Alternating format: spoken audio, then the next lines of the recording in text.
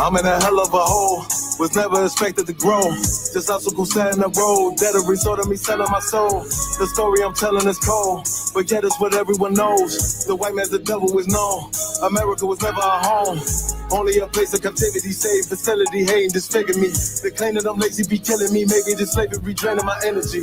400 years and counting. The trail of my tears is countless. The fact that I'm here is astounding, but I can't wait till this shit is surrounded. Ready to tangle my king and the angel, be ready to rap. Crack in the sky, nuclear missiles will make it official. I'm capturing every crack and surviving. Put them all in chains where they need to be. Slavery for me.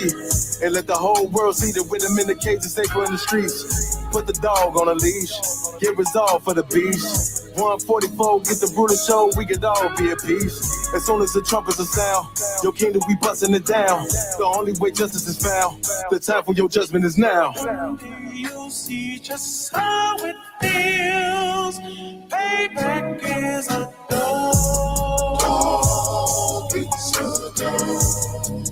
Payback is a dog. It's a dog. Payback is a dog. It's a dog. Payback is a dog. It's a dog. Look, ain't no remorse in my blood, Slim. It won't be no compromise. Now it's time to feed the worms. Watch his body turn to flies. I clutch iron while you trust the lies. The next Glock I buy gon' be Gen 5. I get it customized. And sending shots off like farewell. Praying payback come back around like a carousel. Still remember Yahanna's words ringing in my head like bells. Said you in his body, you fit the Lord, fuck the cartel. Triangle choke, apply pressure to the game like I did Vondale. Payback's a bitch in a dress, she a bombshell. Revenge is served cold, I just hope they make an oxtail. Glock fresh out the box, I swear it got that new car smell. Made myself a target in a world of mad shooters. That was designed fire for our babies to pass through. In the day of our king's reign, I'll be overzealous. They bought my jealous, I bought brand new parabellums. You'll see just how it feels. Payback is a dog. It's a dog. Payback is a dog. It's a dog. Payback.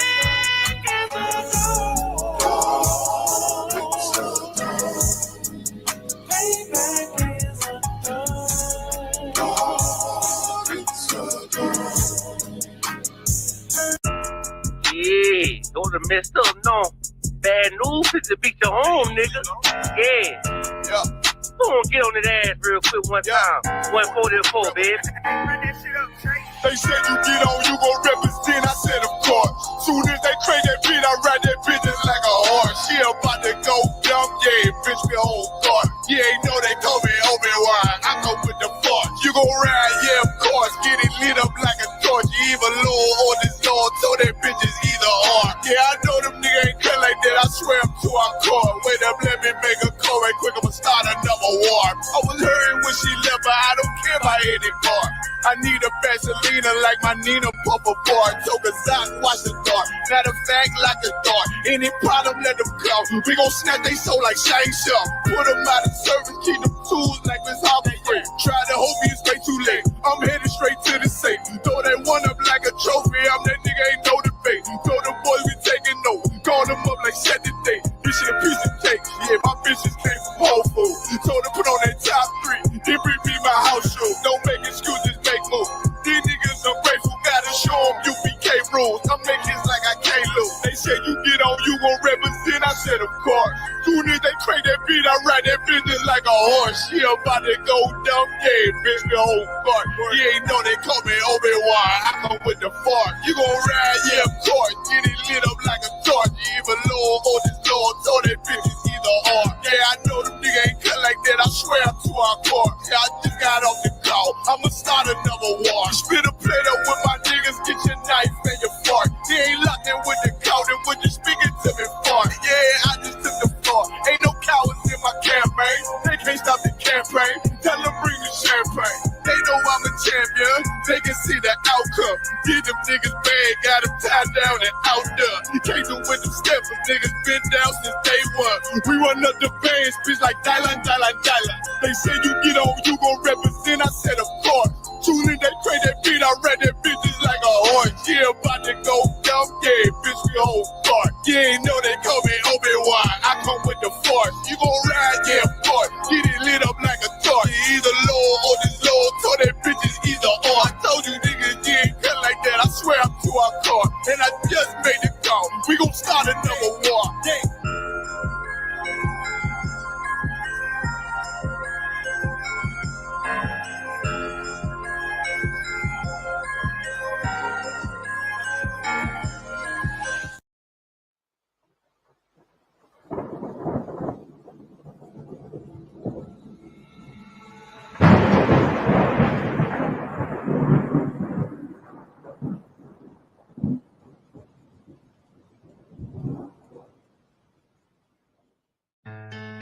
West till they bury me. I'm one west till they bury me. I'm one west till they bury me. I be one west to the death till they bury me. One west till they bury me. I'm one west till they bury me. I'm one west till they bury me. I be one west to the death till they bury me. I be one west to the death till they bury me. They ain't scaring me. Rip the soul out of Pharisee. Speaking heresy and get you fucked up apparently. It's like they daring me. I said chill, they ain't hearing me. They ain't listening. Every bar nitroglycerin. Hit your heart, bring it back to start, make you live again. Get them dividends so we start getting ignorant. I be on that soldier shit. I told you shit phenomenal. Nah, but he a domino. So what you sucker trying to do? Rhyming comical, guess it's funny until I'm bombing you. Bring apocalypse to them pussy niggas that's popping shit. Team of all-stars, I coach them up like I'm Popovich. Fuck the politics and the lobbyists and apologists. They vagina, so we gon' check them like gynecologists. It's kinda obvious how the situation is ominous. The way I vomit this and regurgitate for the audience. They start applauding this cause the competition is fraudulent. From the era where niggas smoke you up like a parliament. The flow been stupid, shit has gotten retarded since all the dominance. One West rising to prominent. Cause I be one West to the death till they bury me. I'm one West till they bury me. I be one West to the death till they bury me. I'm one West till they bury me. I be one West to the death till they bury me. I'm one West till they bury me. I be one West to the death till they bury me. I'm one West till they bury me. They want a nigga quiet, mute my maneuvers, but I ride like I got group time for Uber. Rhymes hard like they've been viewed by Medusa. 9 milli Luger, 17 in the Ruger. Only need a few to sit up in your medulla.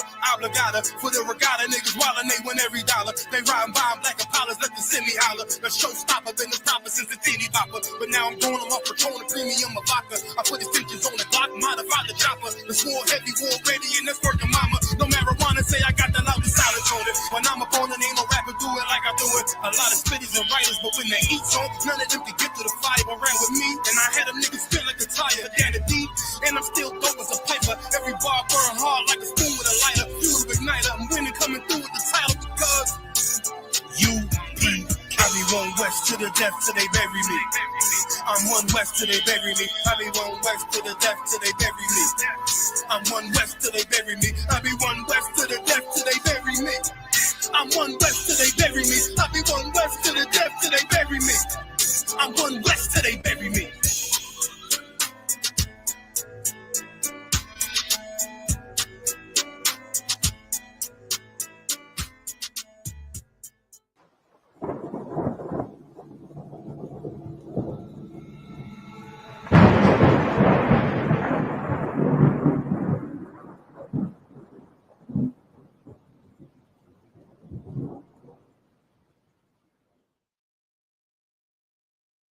Backstage.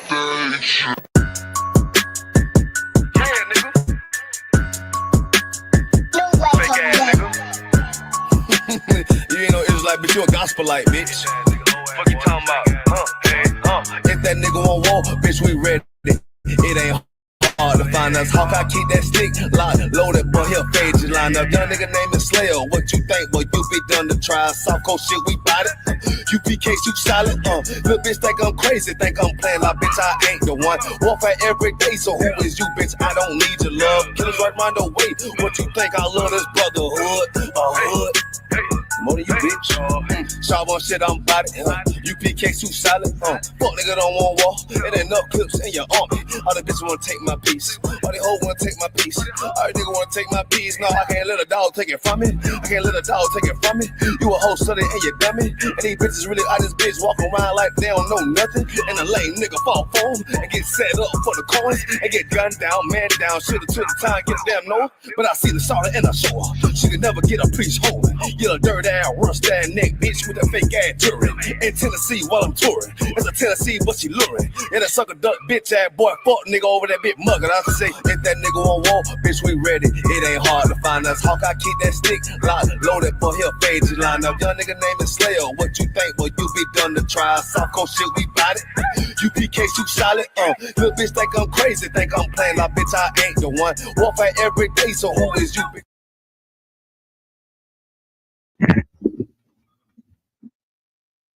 Clap it up.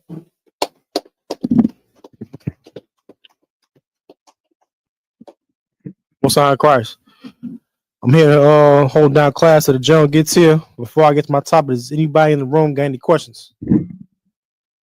Go ahead, Carl. So I can get a general breakdown on Proverbs 20 and verse 1.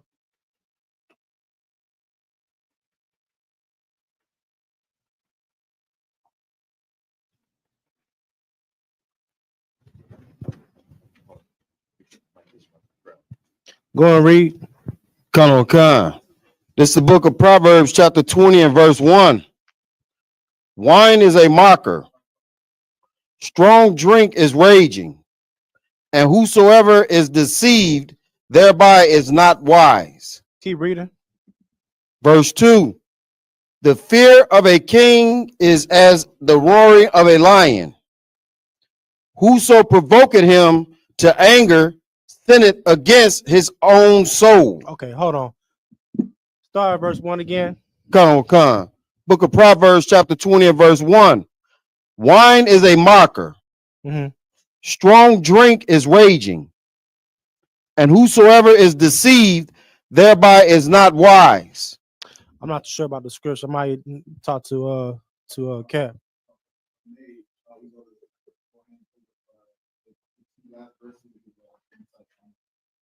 Chapter 19. Okay. Let's see.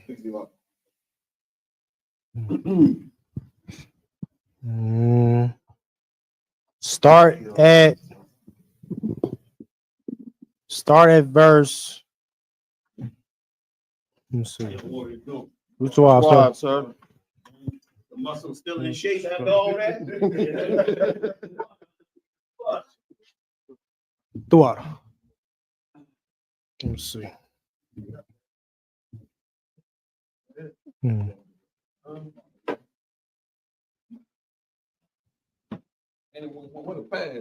Start at verse 27. Khan. The book of Proverbs, chapter 19 and verse 27. Cease, my son, to hear the instruction that causeth to err from the words of knowledge. Everybody understand that, right? Khan. Keep reading. Verse 28. An ungodly witness scorneth judgment, and the mouth of the wicked devoureth iniquity. What does it mean to scorn of judgment? Salakia, sir. Look up the word scorn.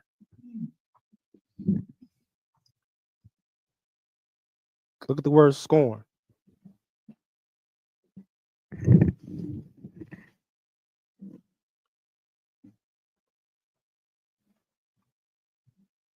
Anybody got it? I'm getting it right now, sir. All right.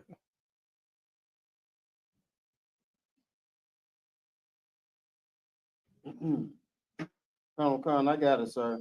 Come on with it. This is the definition of scorn.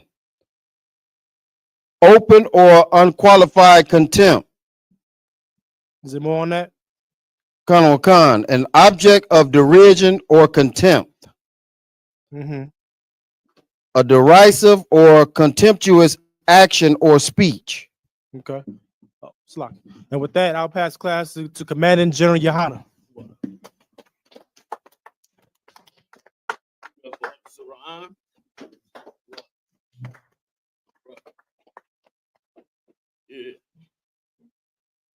I just want to know one thing.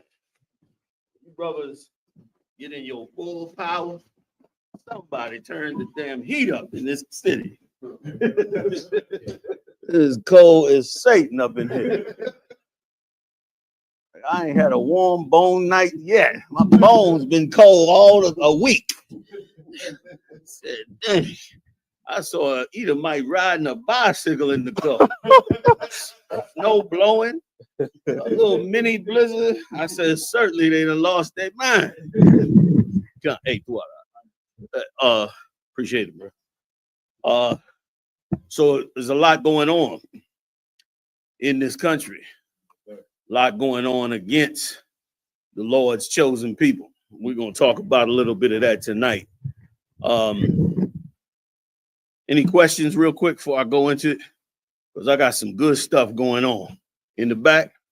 Colonel Khan, sir, if I could, Go ahead. I wanted to get a general breakdown of Proverbs chapter 20 and verse 1. Get it, y'all.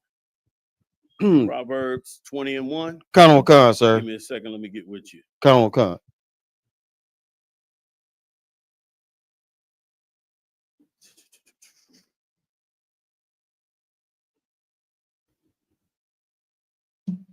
Go ahead and read it. Colonel Khan. This is the book of Proverbs chapter 20 and verse 1. Wine is a mocker. Strong drink is raging. And whosoever is deceived thereby is not wise. Right. How can you be deceived by wine and strong drink? Anybody? How do you get deceived by it? Is it a way? Is it because you overindulge and then make decisions? But how do you get deceived by it? When somebody want to fool you, when they want to fool you with something, what do? Like if I want to fool you, I want to sell you a fake diamond and I want you to believe it's real. What do I have to do to you?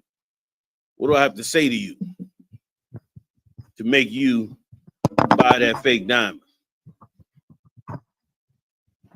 Go ahead, my partner. Same brother. You want to take a shot or you want to pass? Go on, take a shot. I'm hustling you. I'm trying to get you to buy this fake diamond. What I got to say to you to get it to convince you that it's real, so you can give me the real amount of how much a real diamond would cost. Say that it's been appraised by an expert. I gotta lie to you. Right. I gotta lie to you.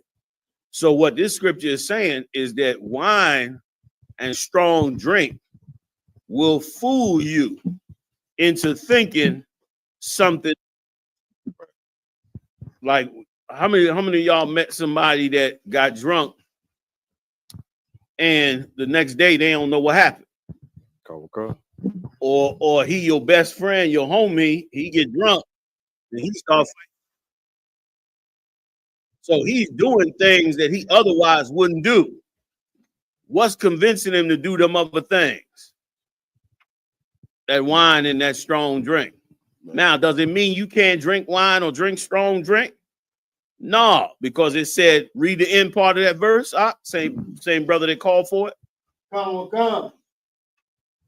And whosoever is deceived, whosoever is deceived, thereby is not wise. Is thereby not wise. Meaning, if you drink and can't control your liquor, you are not wise. You don't have the best of your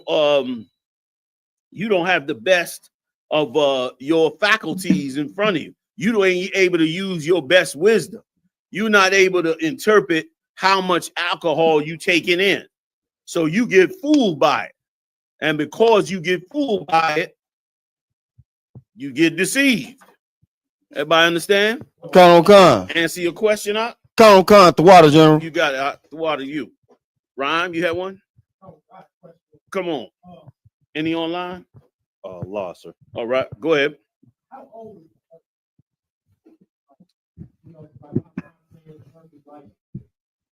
is 37 billion years old. Right.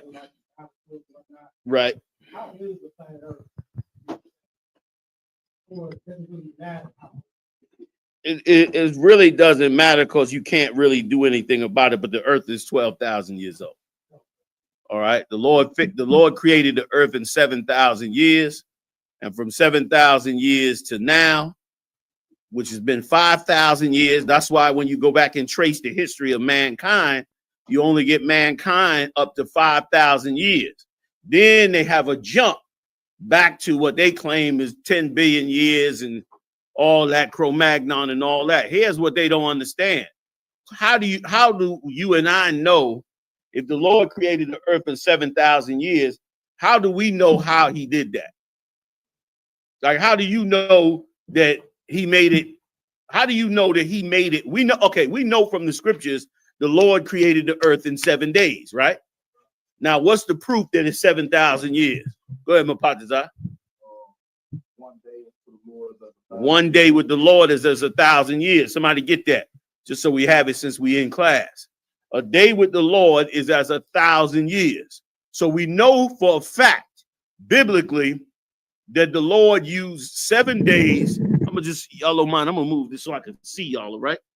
Just so I can see y'all. I got it, bro. I got it. I'm just sitting right there.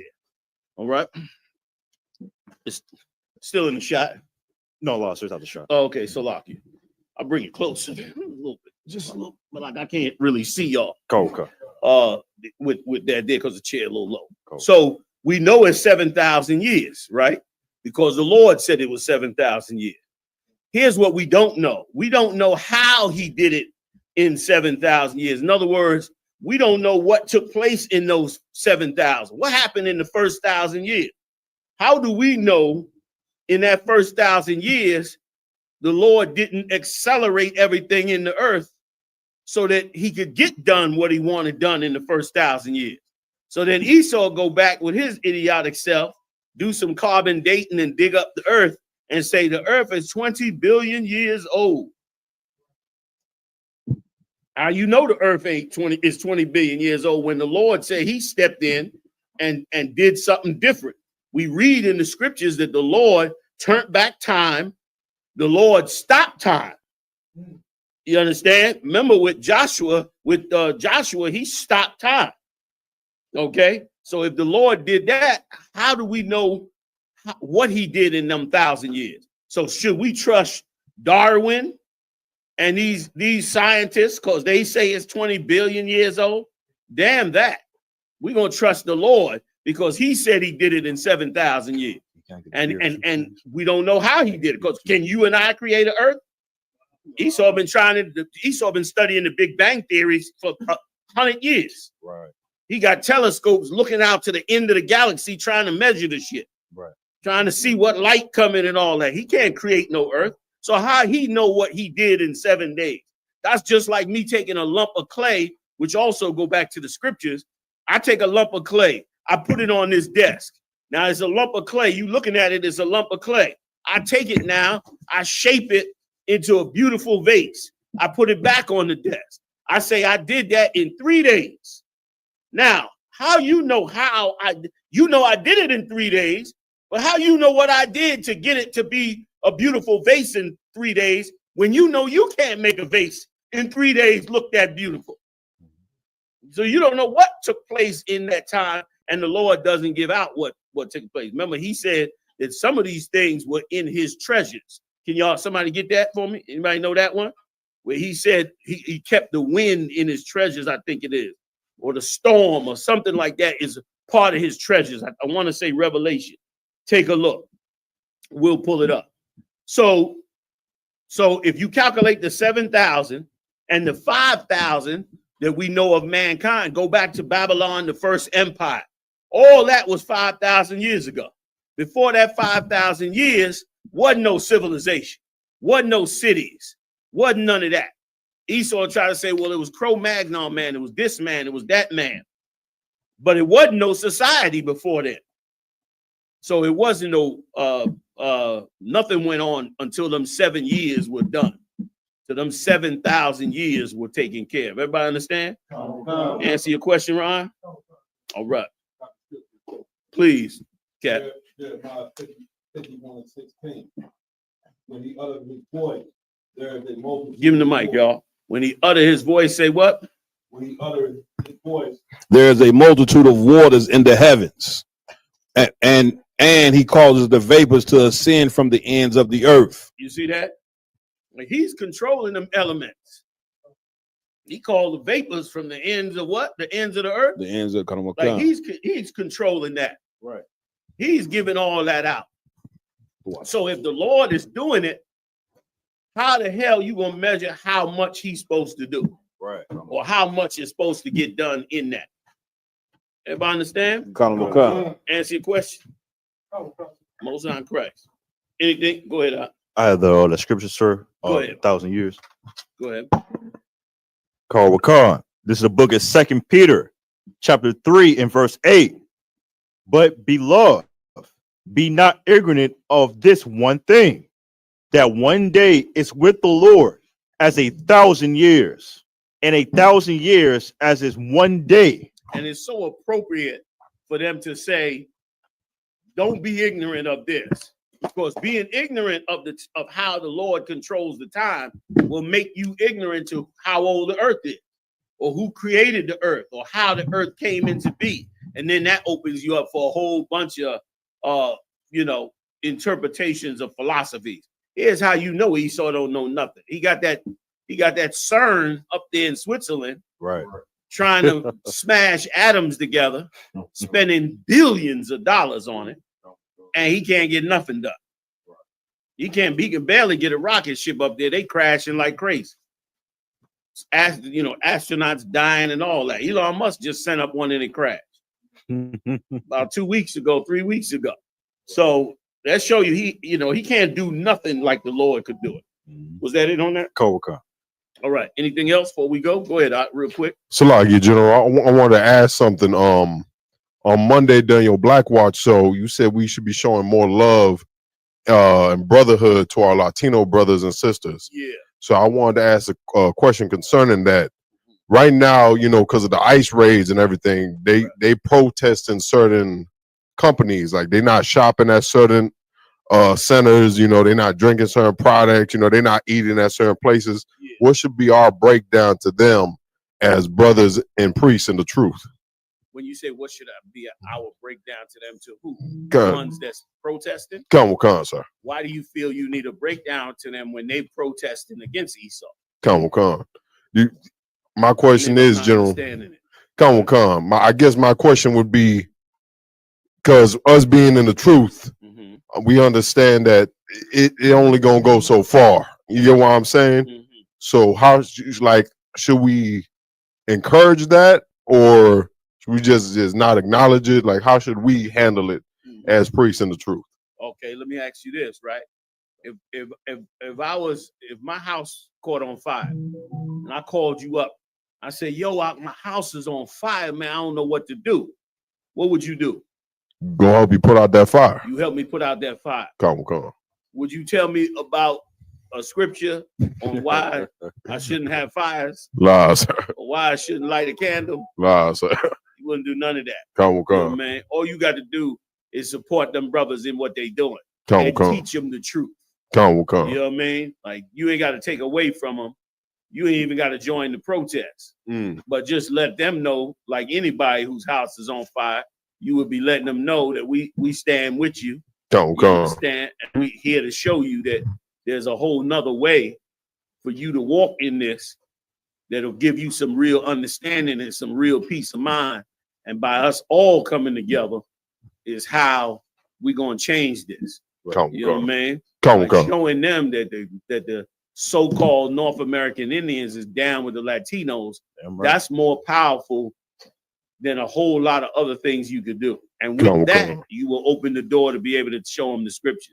And the same with that. How we know this? What's the scripture that proves what I'm saying is true? Come on, this is a scholarly question. Go ahead, Slicer, is it the two sticks shall be joined as one? That's good. That's not it, though. I mean, you got to come here with it. I'm gonna give you a clue. Yahawashi carried the ball on it. What did Yahawashi say that gives us the full understanding of what it is that we just talked about with being together with them in solidarity. And we're going to read it, and then I'm going to go into the other stories. Somebody give it to me. You got to go. You got to be not deep. You don't got to go deep, but you got to remember Christ's walk to understand this. Anybody? Give it a shot. Go ahead, Ryan.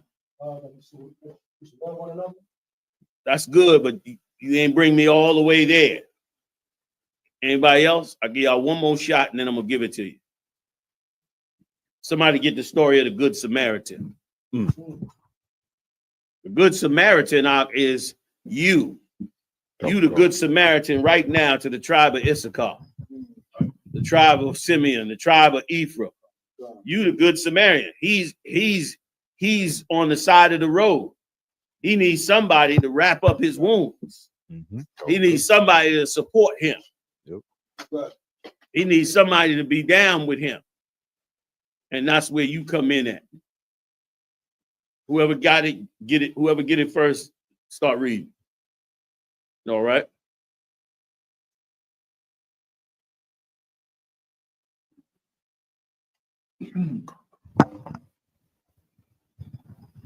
Colonel Khan, sir. The book of Luke, chapter 10. You want me to start at verse 25?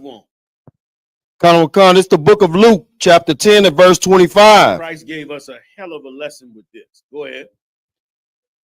And behold, a certain lawyer stood up and tempted him, saying, Master, what shall I do to inherit eternal life?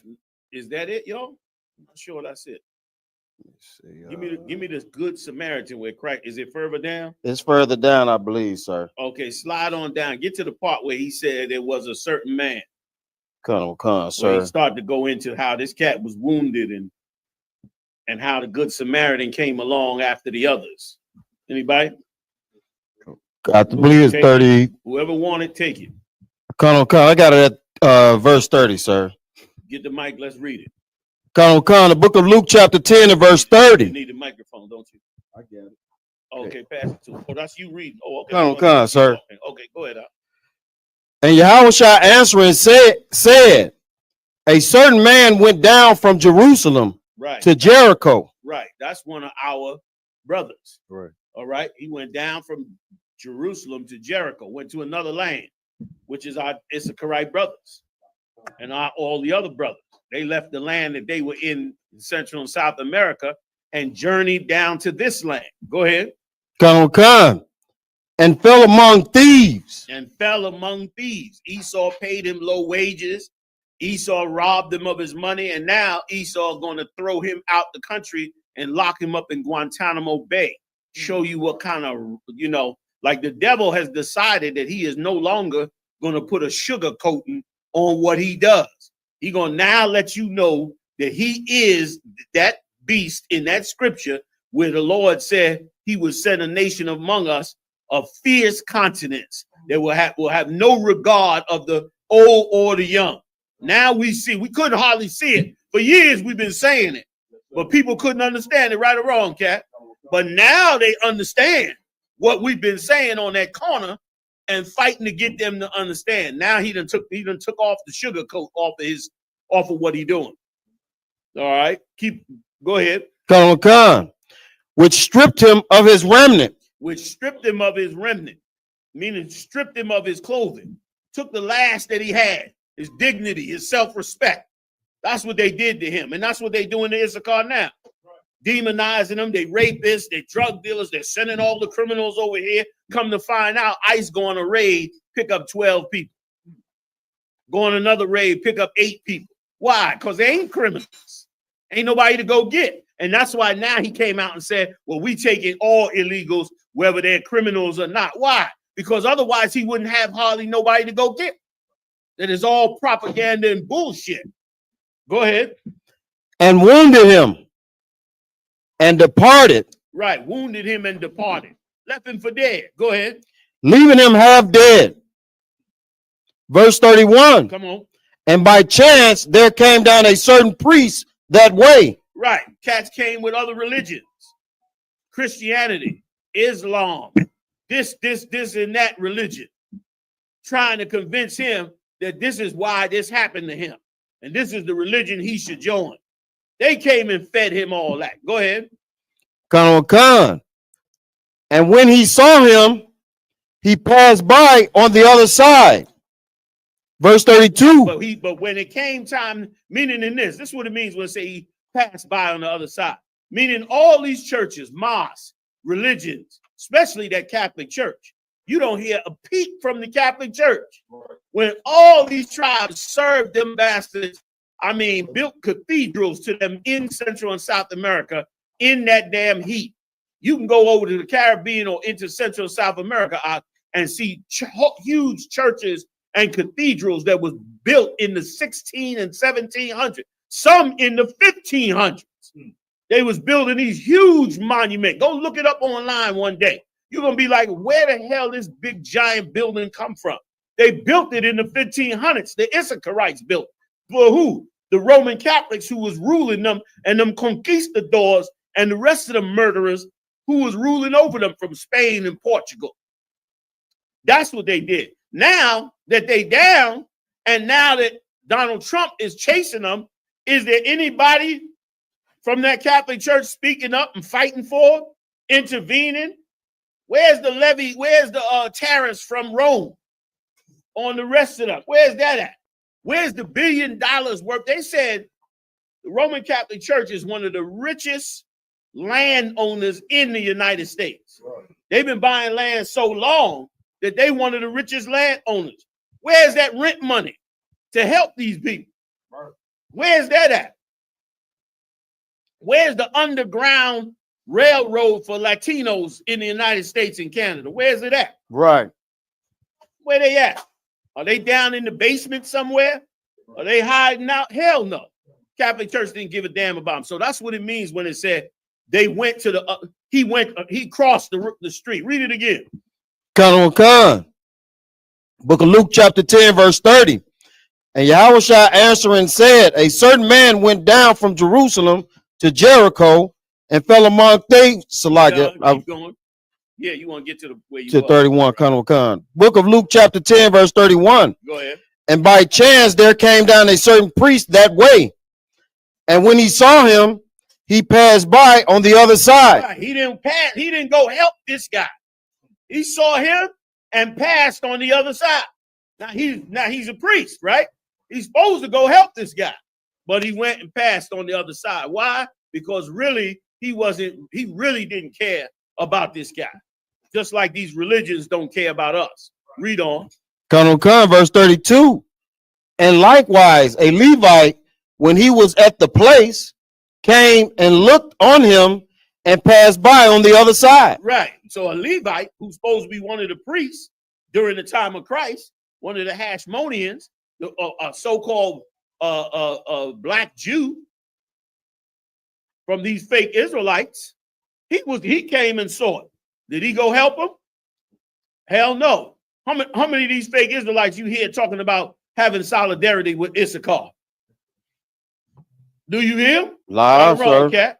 And Chicago known for having Israelite groups. They the ones that had the group that went to demote him. Right or wrong? They the ones that held down Benny. I mean, where they at? They ain't even on YouTube, TikTok. They ain't speaking on them, nothing. That's what happened to them. Now let's read on. Now here's where Christ's gonna show you what you're supposed to do. Supposed to show you, he's gonna show you what your power is and your obligation is. Once again, everything you reading about biblically is getting ready to happen right now. If it ain't happened yet, it's about to happen, and keep repeating over and over and over until Christ comes. And that's why it was such mercy from the Lord for us to get these scriptures when we did get them.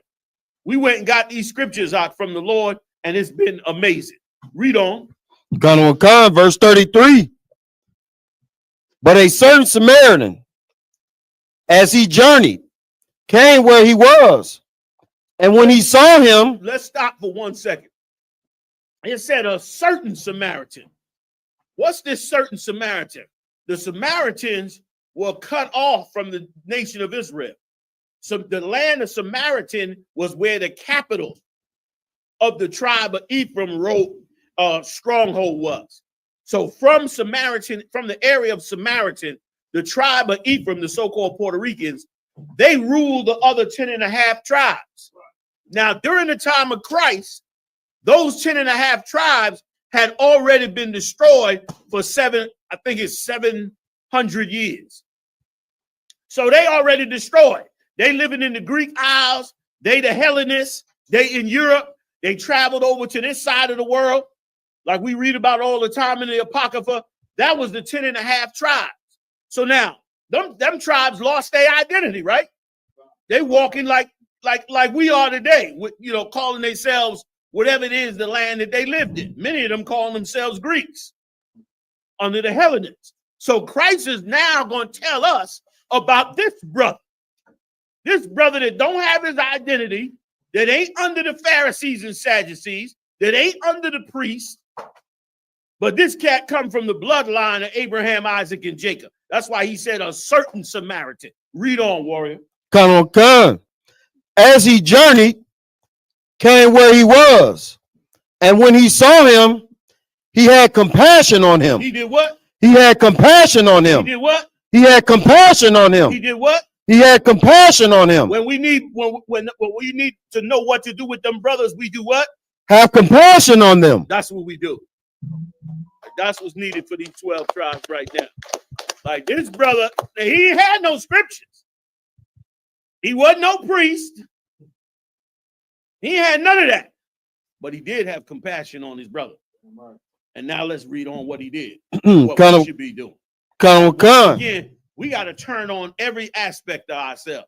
We got to turn on our war spirit for the people that need to be our enemy, that everybody wants to make our friend. And we need to turn on our compassion for everybody that they want to make an enemy that God called a friend. Understood? Read, warrior. Verse 34. And he went to him and bound up his wounds, pouring in oil and wine. Pouring in oil and wine, meaning he really cared for this brother. He wasn't fronting.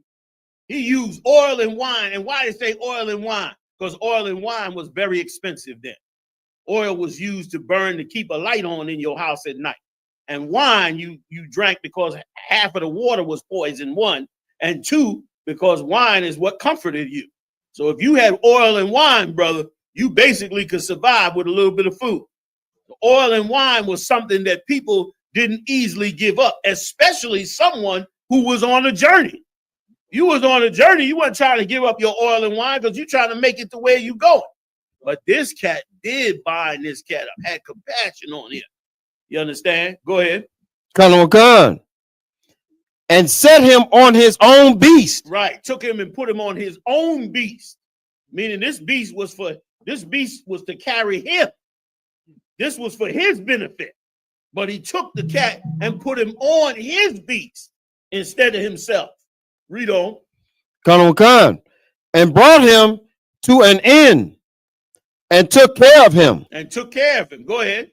Verse 35. Come on. And on the morrow, when he departed, he took out 2 pence and gave them to the host. Listen, he was heavy. He took out 2 pence and gave it to the host. On the next day, he'd already bound the cat up, brought him to the inn, took care of him. Now he's going to get his cat some money for what? Read.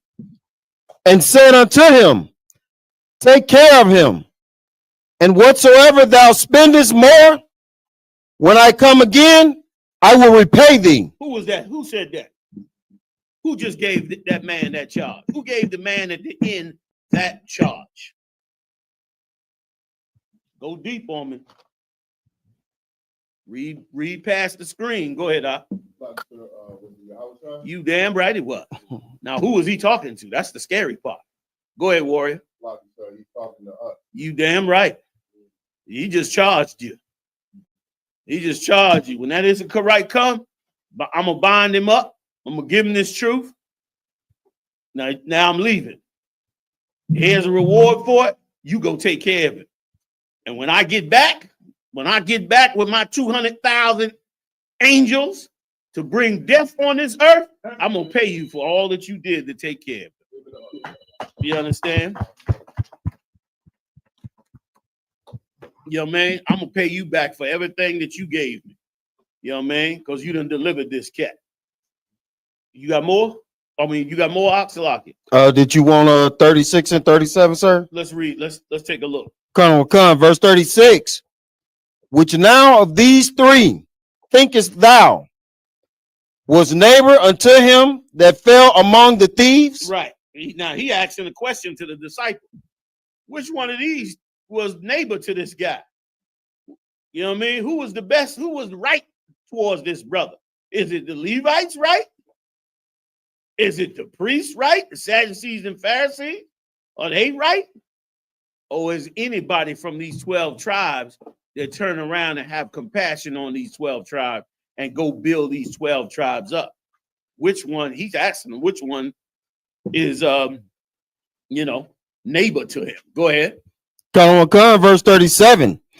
And he said, he that showed mercy on him, then said Yahushua unto him, go and do thou likewise. That's why he threw it at him in the end. To go and you do the same thing. So does that answer that one for you, warrior? Like all you got to do is have compassion on these people. You got the scriptures in you. If you look at them like you look at yourself, you look at them like you look at all the 12 tribes, you will automatically show them some solidarity. You will automatically do them. All my tips for Latinos done went up. If I tip a Latino, it go up. You know what I'm saying? It go up. All my respect for them goes up 2 levels. I was in the hotel and the heat was out. And we had to call the desk. The front desk sent up an Issacharite, little older dude. And he came to the door and I opened up the door. Now, this cat, man, you could tell. So the minute he opened the door, you could tell that he was nervous. And the reason he was nervous is because he probably go to so many rooms where people treat him like trash because they mad. They mad the TV's out. They mad the heat ain't working. They mad at whatever it is they mad at that they believe we paying for it. Why the hell we having this problem? So he's the one that got to be fake, who got to be seen to deal. You know what I'm saying? Like, it's the hotel's fault. Right. But he the face of the hotel. And I said, I opened the door. I said, hey, brother, how you doing? He froze. He wouldn't even cross the threshold into the room. I said, man, come on in, man. Come on in. He's looking at me, he's short. So he's looking at me like this. He's looking at me, waiting to hear what the problem is. I said, man, it ain't no real thing. I said, I think it's it ain't even the heat. I said, I think the window's a little cracked like that. He rushed over to the window, man. He saw it was a little uncracked. And he said, yeah, let me just put a screw in it. He said, I'll be right back. He ran out the room. He came right back in, screwed the screw in, zip, and was like, okay, and rushed out the damn room just in case it was a worse situation coming around. And all I could think about when I saw him go back out that room, all I could think about is, boy, these people are under hell. These people is under some real persecution and disrespect by the other nations. And the heathens, they'll side with Esau. You go back and read Revelation 17, the heathens side with Esau because he gives the heathens a fair piece of the pie. He don't give the 12 tribes a fair piece of the pie. But he will. The East Indians doing good. Right. So-called Jew doing good. Right. Europeans doing good. The Chinese are doing good. Right. When the last time you shopped at Harbor Freight? Anybody? Y'all don't even know what Harbor Freight is. Y'all don't know what y'all miss. You understand? If you shop at Harbor Freight, you shopping with the Chinese. You understand? He put 25% tariffs on the Mexicans, 25% tariffs on the Canadians, and put 10% tariffs on the Chinese. They the richest, most powerful enemy to America, got the least pressure from him. You understand? So the heathens get love. We don't get love. So when you see them tribes, especially right now, be patient with them. If you can, pay their bill, pay that. When you see them reaching for that coffee, buy the coffee for them. You know what I mean? That's gonna mean more. That's gonna bind up their wound more than a whole lot of other things. was when you down and out and damn near on the run, don't nothing make you feel better than some random person that you don't even know have mercy on you for no reason other than who you are and that he understands what everybody else hating you for. And as black people, Lord have mercy. I know we understand that. You're a black man, walk out your house. The minute you get off the train downtown, you feel the white rulership pressure. The minute you walk into Fendi or Gucci or one of those, you automatically know you don't belong here. Even though you buying this bag, this ain't your neighborhood. Right. You know it immediately. You understand? So don't act like we don't understand it. You understand? We should understand it, and we should pour that out on our brothers. You know what I mean? And we should not look at how they look at us, because they looking at us bad too. But we got to trust in the Most High and do what He says, and then He will put the pressure on them as well. And these 12 tribes will come together. And once these 12 tribes come together, you don't need no heathens no more. What I need a heathen, damn right. What I need a heathen for when I got 12 tribes to work in. Right. I don't need a heathen. Whatever I need is going to be in them 12 tribes. So let's go. You know what I'm saying? So now you got the videos, right? Are you able to pull them up on the screen? You gonna pull them up right here? And everybody will see them at home? All right, I want you to play that first one with the white woman, the older white woman. You got that? I want y'all to listen to this. Everybody on the Democratic side and others are wondering, why is Donald Trump doing this? Why are they coming down on them like this? They coming down on them like this out because they are living the spitting. Before you read it, let me read the scriptures on it. You are living the complete reincarnation of these biblical scriptures, man. You live in the complete reincarnation of these scriptures. Somebody get my most favorite story in the Bible, in Exodus. Exodus, the first chapter. I want to say the 5th verse, 6th verse.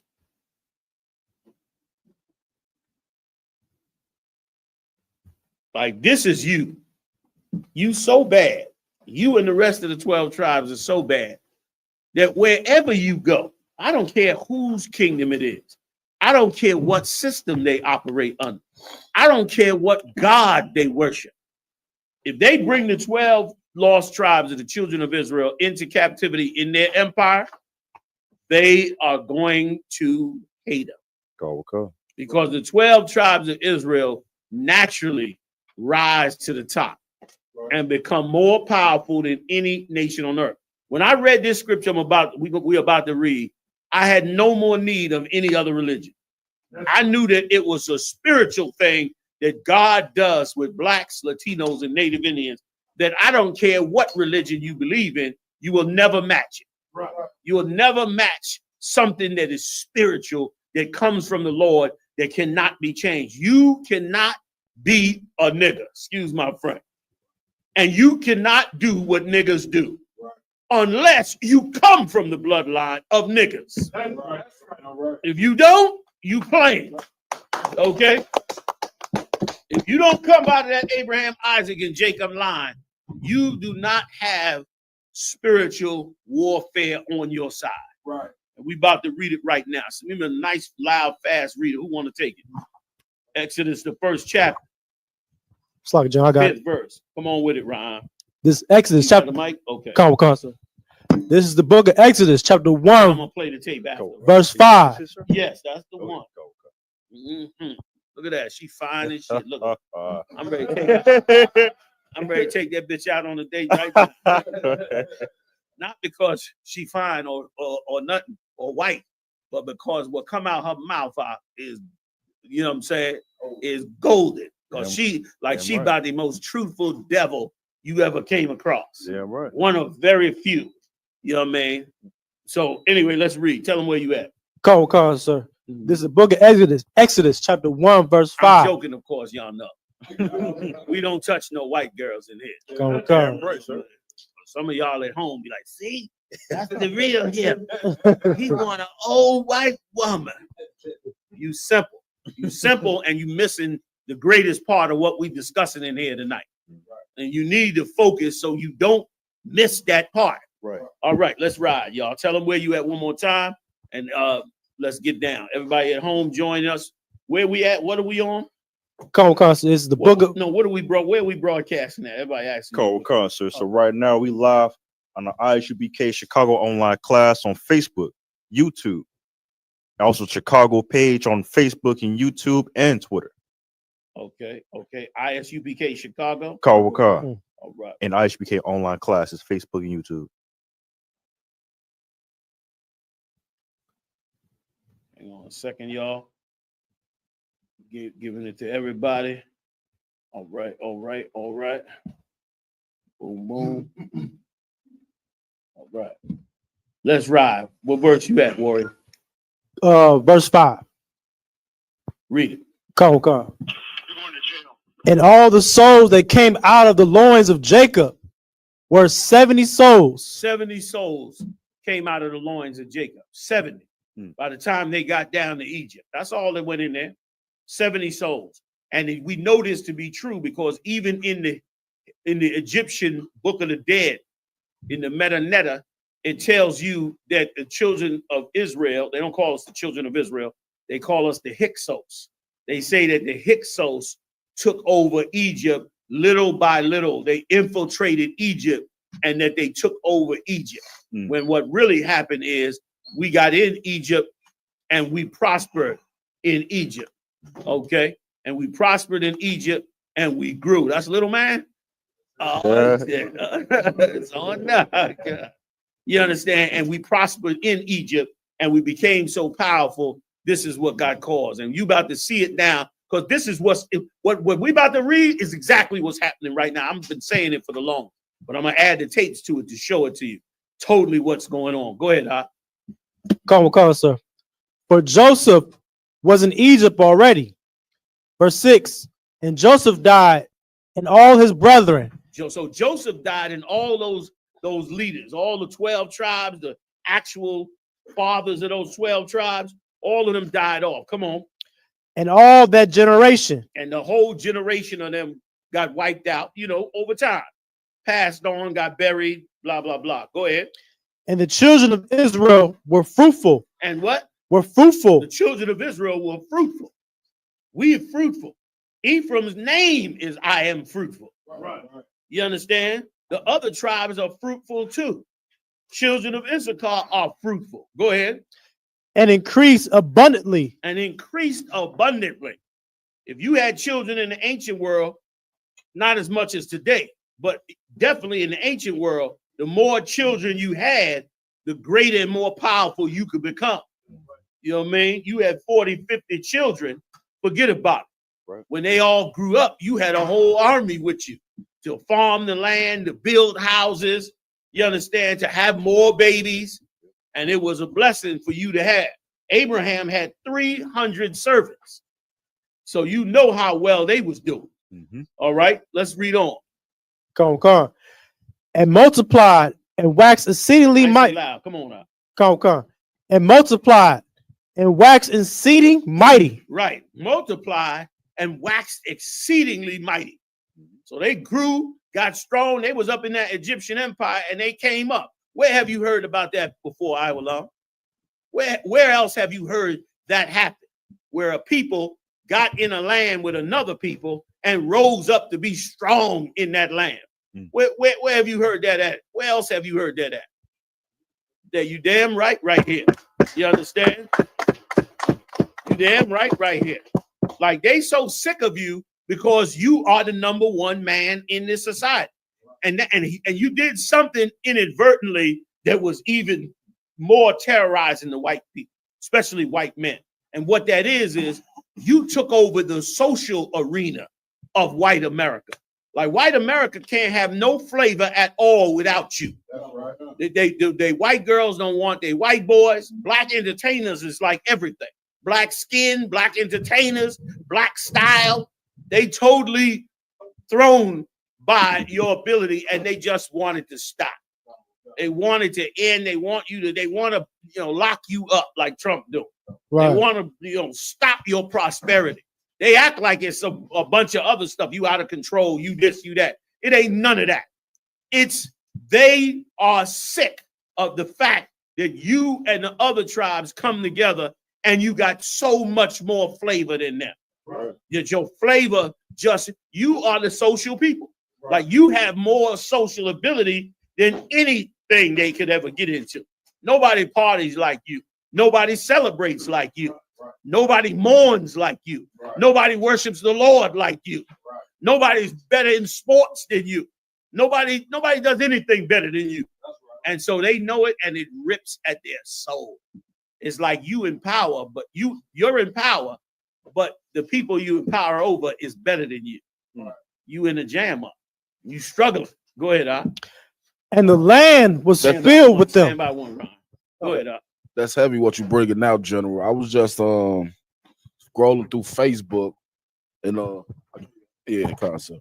I was just scrolling through Facebook and this Jake had asked a Moabite, a so-called Chinese. Right. Come on. He was like, man, if you had any other if you could chose to be any other race, what would you choose to be? And he asked, he said, man, I'll be black. He was like, man, I saw that video too. So he came out with it. He was like, they over there in Japan, frizzing up their hair Right. to be black with an afro.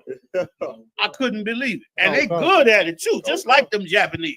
Miniaturize shit, you know what I mean? Miniaturize the damn curls in your damn head. Them cats have a whole fro on and a pair of sunglasses. Get them a little tan in the tanning salon. You think it's Jake walking up the street until you really identify the Diddy Bop. The Diddy Bop be a little off because there ain't no soul in them. They be faking the bop. So you get close, but you don't get the full thing. Hand up in the back. They got a whole subculture. They got a whole subculture. All of Asia where they cosplay as Mexicans. Damn. Like they out there pretending, like dressing up as cholos, riding in lowriders in Hong Kong. See that? All you got to do is pull up the history, and ain't no way you ain't want to ride like them cholos. Ain't no way you don't want them zoot suits and them big pants and them chains coming down and that flavor that they be dropping. Ain't no way you going. They took me out there when I was out in LA, brother. I couldn't believe it, and here's why I couldn't believe it. Because they took me and showed me the real history. They showed me that them cholos just wasn't idiots like Esau make them out. Right. They was revolutionaries. Right. Them cats had whole crews. Some of them went out into the desert in California and just got away from Esau. Right. Took their families out there, started farms and all that, and got away from Esau and built their own community up out there. In them California fires, you had a whole Jake community out there. They don't mention it.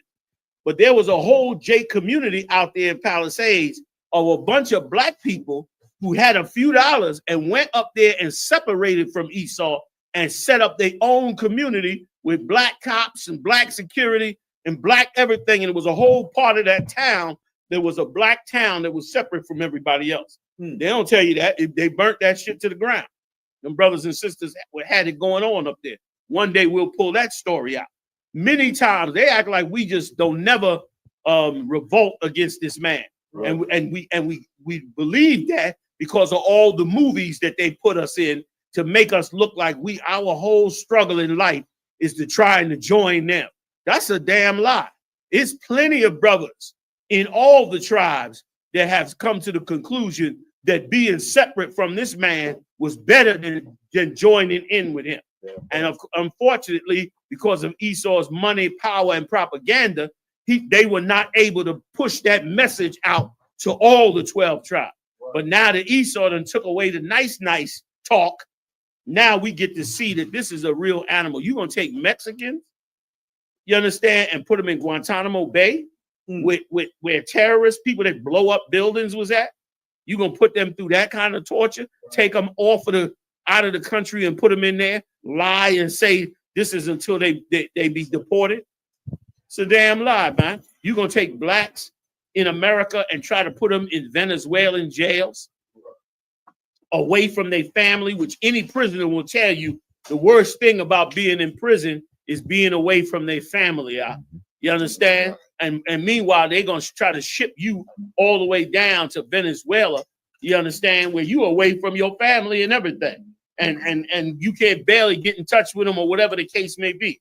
Like this here is gonna get answered by the Most High, and answered by the Most High if we take on the spirit of righteousness when it comes to our brothers in all the tribes. You understand? Like that's what we got to take on. You know what I mean? And we'll be led by the spirit of the Lord and the leaders of the ISUBK to do the right thing. Give me some more, nice and loud. Was somebody holding something? Just want to make sure. Counsel. Okay. I'm saying besides you, Rahan. Oh. That was it? Go. Nice and loud. Colonel Wakar. And the land was filled with them. Verse 8. Now there arose. Stand up. Come. You in camp now. All right. What's the street y'all speak on? Michigan Ave. You on Michigan Avenue, all right? I'm in the world. All right. If you talk like a bitch, I'm gonna throw something at you. That's what a nigga in the world would do. All right. Nice and loud. Get it to me. I know it's in you. I seen you do it. Come on. Verse 8. Now there arose up a new king over Egypt. That's right. Come on. Which knew not Joseph. Which did not know Joseph. Which did not know Joseph, meaning he didn't know the great things that Joseph and our people had done for them. Joseph and them, man, saved Egypt. Egypt was about to go into a famine and die off like every country around. And they couldn't find anybody who could tell Pharaoh what it is he needed to do. And who did they find? They found Joseph.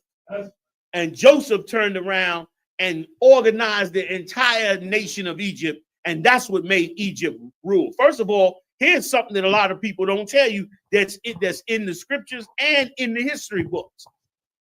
Before Pharaoh ruled the entire Egypt, Pharaoh only ruled a small portion of Egypt. He only had a small portion of land. How did he become Pharaoh of all Egypt? This is how he became Pharaoh. When Joseph told him the interpretation of his dream, then Joseph told him, I'm going to show you how to organize this. And what Joseph did for 7 years was store up nothing but food and victuals. Now, everybody else was going on as normal. Now, when the famine came, Pharaoh was the only one with the money, with the food and the wealth, because he knew 7 years ago, he had inside information from Joseph, which came from the Lord, which show you why a heathen should never, ever have tried to harm these 12 tribes. And the same applied to America. You know how many inventions we did here? You know how many things we fixed to get this nation strong? You know how many wars we fought? All kinds of things like that. He should have never said to himself he was going to harm these 12 tribes. That's why there was no mercy for Egypt. And ain't going to be no mercy for America. That's right. Because when you should have remembered Joseph, when you should have had mercy on the 12, you didn't have mercy on the 12. So what Pharaoh did is, while the famine was going on, people had to come from all over the place. That's how Jacob and them got there. Because people was coming from all over the place, buying food from Pharaoh, buying what they needed from Pharaoh. And what Pharaoh was doing was buying the land. He's buying up all the land with the money that Joseph gave him. And brother, at the end of the 7 years of the famine, he owned all the land because everybody else was starving to death. So he became Pharaoh, and that's how they got organized really into a powerful nation. Before that, he wasn't called that. And who knows what the ancient name of Pharaoh's house is? Anybody? In the Egyptian history. All them old big-head Egyptians, they ain't talking about this. I wonder why. All the Metanetas, Book of the Dead, all you Anubis worshipers, it was called the White House. Damn. It was called, you can look it up. You can look it up. That's what Pharaoh's house was called. The White House. Okay? Because it was the house of the treasury. The treasury because Joseph showed him how to organize that money and that food and all that power to gain all the power over the whole country, which is why they praised him all throughout Egypt and why they thought of him as so amazing and great up until Ramesses the second, or really Ramesses the first, came along, and they did just like Donald Trump. We're gonna cut off these niggas history. We're gonna cut off these Latinos history. We ain't gonna have no more compassion on them. We're gonna look at them as the enemy, which you're gonna see him come out with in just a second, and I'm gonna show you the girl. Go ahead in a second, the white girl. We're gonna play her. Okay. Everybody understand me so far, right? Anybody lost? Okay. Let's ride. Come on, Rhyme. You got it. Verse 9. And he said unto his people, behold, the people of the children of Israel are more and mightier than we. Somebody hit me again. The children of Israel are more and mightier than thou. If you got more Cokes. Coke with ice. I'm gonna hold this one. Just give me another cup with Coke and ice. Thank you, bro. Read it again. Slakia. Come on, listen to this good, because this is exactly what Donald Trump is doing right now. Come on with it. Verse 9. And he said unto his people, behold, the people of the children of Israel are more and mightier than we. They're more and mightier than us. We got a problem. We leave them alone, they're going to be over the top of us. They're more and they're mightier than us. Read on. Verse 10. Come on, let us deal wisely with them. Let's use our mind. Right. Let's get ready to overthrow these niggas in Puerto Ricans, West Indians and Mexicans and others. Let's be wise with them. Let's get that. Now, this was written 4,000 years ago. Now, let's go hear them talk about it today. Come on, rock that tape for us. And you able to put it up online, right? Cobra. Okay, beautiful. Go ahead, out. Check out what she had to say. And if this ain't just what we just read, you tell me how much off my rocker I've become. Thank you so much. And right now, white people are really frightened. If you don't understand the destruction of Planned Parenthood offices, and you don't understand the wall that we're going to build on the southern border of the United States, you haven't read the book, The Birth Dearth by Ben Wattenberg. Ben Wattenberg was a brilliant Jewish man who was a member of the American Enterprise Institute. And he wrote a book, the first paragraph of which says, the main problem confronting the United States today is there aren't enough white babies being born in this country. Pause that right there. Like the name of the book, The Dearth Birth. You look that book up and you'll see how they talked about how the Latino brothers was going to take over America. This is in 1980. They said, if we don't do something about it, the Latino brothers going to take over. They way more powerful. And with the blacks and the Indians, America won't be a white nation. Isn't that what they just said right here? Read, play it for me, Salaki. Country. He was an advisor to presidents of the United States. He wrote the book in 1987. He said, if we don't change this and change it rapidly, white people will lose their numerical majority in this country, and this will no longer be a white man's land. Now, I'm not. Is that not what Pharaoh said 4,000 years ago? Play it. Misrepresenting this. I'm telling you almost exactly what he says. He says there are three things we can do to solve this. Number one, we could pay women to have babies, as they have been doing in Western European nations for years.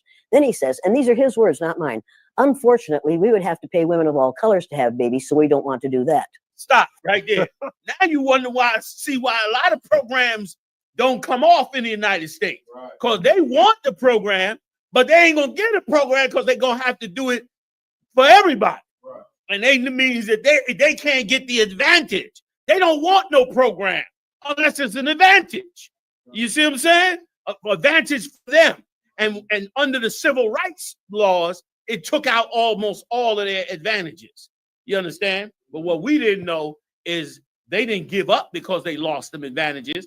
They just plotted to wipe us out like they did in ancient Egypt. That's why I'm telling you now, the Bible, Akwaf, the Bible is everything for us. Yeah, right. Stop listening to them fools out there talking all kinds of nonsense and BS. Right. You got one Father in heaven, and that's Yahweh.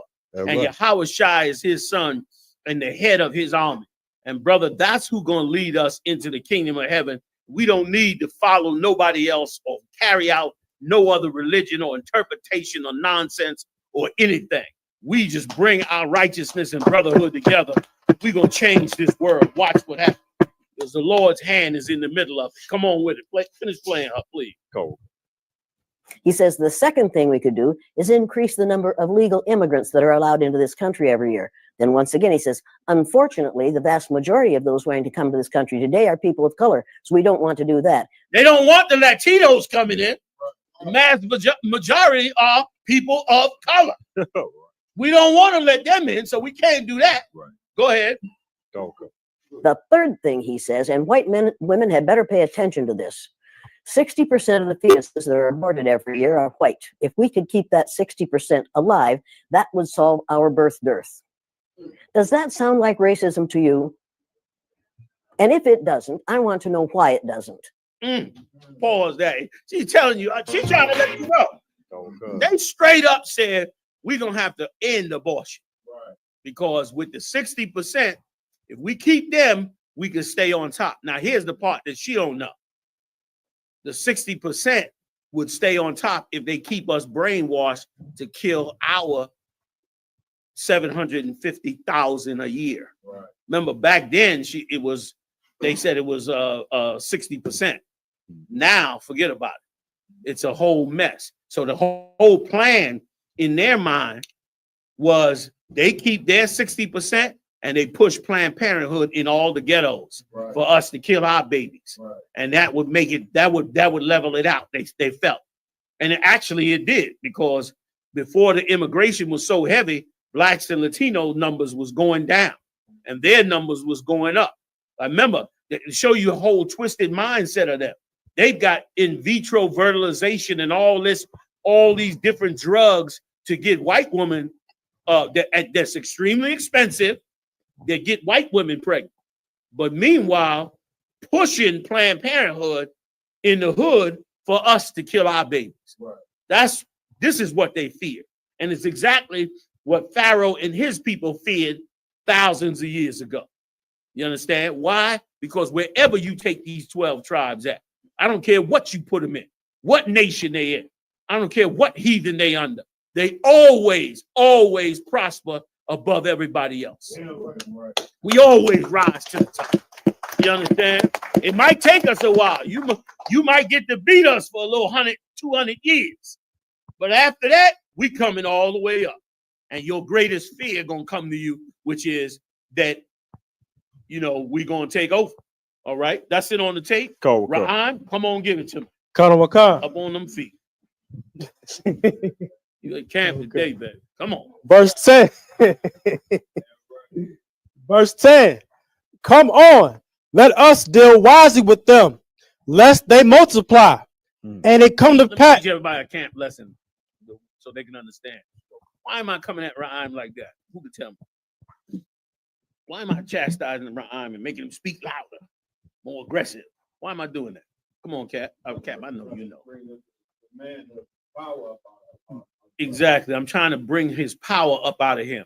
Who can tell me why? Go ahead, Maya. Right, so because the scriptures say, cry aloud, spare not, lift up thy voice like a trumpet. Exactly. And the Lord said it for a reason. He said it for a reason. When you out at camp and you a reader, your job is to make what that speaker is saying the most powerful thing on the planet. When he turn to you and say, read, you got to read like God is talking. Because you understand? Like you got to read like, because what he's saying coming from the Lord, you know that, because you teaching them in class. So now when you get out on that street, make sure if you're a reader, make sure that you making what he say super powerful by the words that you say. Remember, you the proof. He's talking, but you get ready to give the proof of what he's saying as right from the Lord's word. Your words got to be just as powerful as his. When he ride that energy, you ride that energy with him. You understand? Go. So that's why I'm teasing Ra'am in this way, to encourage everybody that when you read, you read. And listen, and if you could read good, you're gonna always become a good speaker. Like that's the whole point. That's why the brothers so far long ago started you off with reading. Because right or wrong, Cat, the reading helped get you to the speaking. And so that's why, and we should always re-encourage ourselves to make sure that we don't take this word lightly. The Lord could have threw us in the garbage can and took this word from us. Right. You know what I mean? He didn't have to reveal his word. You know how many religions is running around with this word that don't know what the hell they talking about? Right or wrong, Cap? God. You got all kinds of religions running around that got the Bible. There's 1,000 Bibles, and all the religions got every interpretation of it. And meanwhile, most of them not even Israelites, and the majority of them don't even understand what they read. Yet you, in the middle of the ghetto of Chicago, coming out of the hell you in, the Most High decided to bestow this thing on you and I. Never in all your life and all your work, never, ever, ever take that lightly. Never forget that the Lord chose you to get this knowledge out of millions of people in this city and out of millions of blindness in this city. Never, ever choose that. What's the scripture I'm looking for, Cat? Oh man. You know which one I'm talking? No, damn. No, damn. It was on the tip of my tongue and it slipped before I could finish. I'll see if it come back to me, but there's a scripture that that totally hits the point on what I'm saying, but it slipped me that fast. I apologize. I'll come back to it. But go ahead, Ryan. It'll pop back in my head. Go ahead. Come on. Exodus chapter 1, verse 10. Come on. Let us deal wisely with them. Just like they did back in 87. Let's be wise with them. They starting to get, after 300 and some odd years, almost 400 years, they starting to come up now. They starting to, they starting to get strong. They're going to be bigger than us in a minute. We got to start thinking. And remember now, before 87 is when Bill Clinton had the mass incarceration. Remember that? Go. In 85, 86 is when the CIA brought in the drugs with Freeway Ricky Ross. All of that happened when they started looking at this stuff and seeing, they're going to outnumber us. You know what I mean? And let me tell you something. They don't target the East Indians, the Arabs, the Chinese, the Japanese. None of that goes on. They only target specific groups. And they always seem to be the 12 tribes of Israel. That's right. They know what they're doing. You understand? And they know what it's going to take, or at least what they believe is going to take for them to survive. But they don't understand they're not going to survive this, which we're going to read that too. Go ahead. Damn right. Give it up. Go ahead, Cat. Coming out talking about this, the birth rate before. I can't remember who. It's probably on video. You know what I'm saying? But I remember coming out speaking out about the baby being born. I remember it too. Back in the day. Like governor or something. Yes. And when he said it, people was looking at him like, exactly. Like a joke. But meanwhile, what Ryan is reading is what, exactly they was thinking. And then carrying it out right now. Like you were like, why are they targeting Mexican? Right. The most hardest working tribe, you understand, out there, you know what I mean? Certainly harder working than any other heathen. Yes, sir. You know what I mean? Certainly a total staple when it comes to stabilizing this country. Right. Why would you destroy that? Only would destroy it because you looking long term know that these people is because Issacharites don't go to the abortion clinics. Right. They have their babies and they counting them numbers of them babies and saying, if we don't do something about them, we're going to have a problem. And that's why he wrote that whole book. Go ahead, my yard, and I'll get you in the back in a second. Bringing out what my father said, because right now Esau, the so-called white man, they're the only race of people on the earth where their death rate is greater than their birth rate. Like they're dying more and more at an all-time high, and they're going sterile, so they're having less and less babies. So I saw a chart they did for every one Edomite child born, a black family is having 3 children, and a Hispanic family is having 5 to 6. Good night. You know they worry. You know they worry. Right. And once again, since you snatched up all the flavor and style, don't no white girl want to have no babies by them white boys. Do not want no little pasty little thing coming out. You know what I'm saying? Like the only ones that's really having the babies that by any measure of numbers are the Edomites who love white supremacy. Like they the only ones going in the woods and getting a farm and living off the grid and having 5 babies. You know what I'm saying? Trying to bring the race back. You know what I mean? Other than that, you go downtown. White women is drinking cappuccinos and eating, celery sticks. You know what I'm saying? They ain't trying to have no babies. They trying to have a career. You know what I'm saying? And so it's going all the way south on them. You know what I mean? God, one thing about us, we be fighting and fussing and hell and up and down and starving and struggling and on drugs. We still having babies. Right. Bro, I go to the hospital having twins. Been on crack 10 years. Even the doctor looked like, God damn it, I don't know what the hell. You know what I'm saying? They got to give her all kinds of stuff. You know what I mean? Baby in the incubator 6 months. You know what I mean? Grow up and become, a prize fighter. Right. Nigga born this big. He grow up and just knock everybody out. Right. You know what I'm saying? Like they know this already. And it frightens them. And the reason for it is because you are supposed to rule the earth. Well, they not supposed to rule the earth. You know what I mean? They are bad landlord. They ain't supposed to rule the earth. So the natural ruler of the earth, the natural bloodlines for the ruler of the earth, they trying to cut it off. And you just can't cut that off. Go ahead, Warrior. Give me some more, and I'm going to give you another video in the meantime. Verse 10. Lest they multiply, and it come to pass that when there falleth out of any war, they join also unto our enemies. This is what they're worried about. The nuclear war is coming. That's right. I guarantee it because the Bible said it 5,000 years ago. And I'm trusting in the words of the Most High. And they going into nuclear war. They going to face it. I don't care how much they puff themselves up and beat their chest and talk about what they going to do to us. They can kill us 1,000 times over. We coming back into the earth. And we going to see the destruction of all empires on this earth and brought to heel under the power of Yahushua. It's going to happen, I guarantee it, because the scriptures said it, and them scriptures have never lied. Every prophecy that has ever been said in them scriptures has come to pass or is on its way. Okay, and so those of us that have the faith to have faith don't never doubt them scriptures, man, or your future that's coming from the Most High. All right, give me some more. Damn right, right.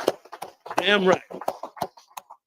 Give me some more, Ryan. Come on, sir. Nice and loud. And fight against us, and so get them up out of the land. Right. So they worry about us joining the enemies and then doing what? Get them up out of the land. Make no mistake. Them Egyptians wanted us in captivity. Like, why do you need to send the Mexicans to Guantanamo Bay if you deport them? Why you don't just put them? You gonna spend twice the fuel now?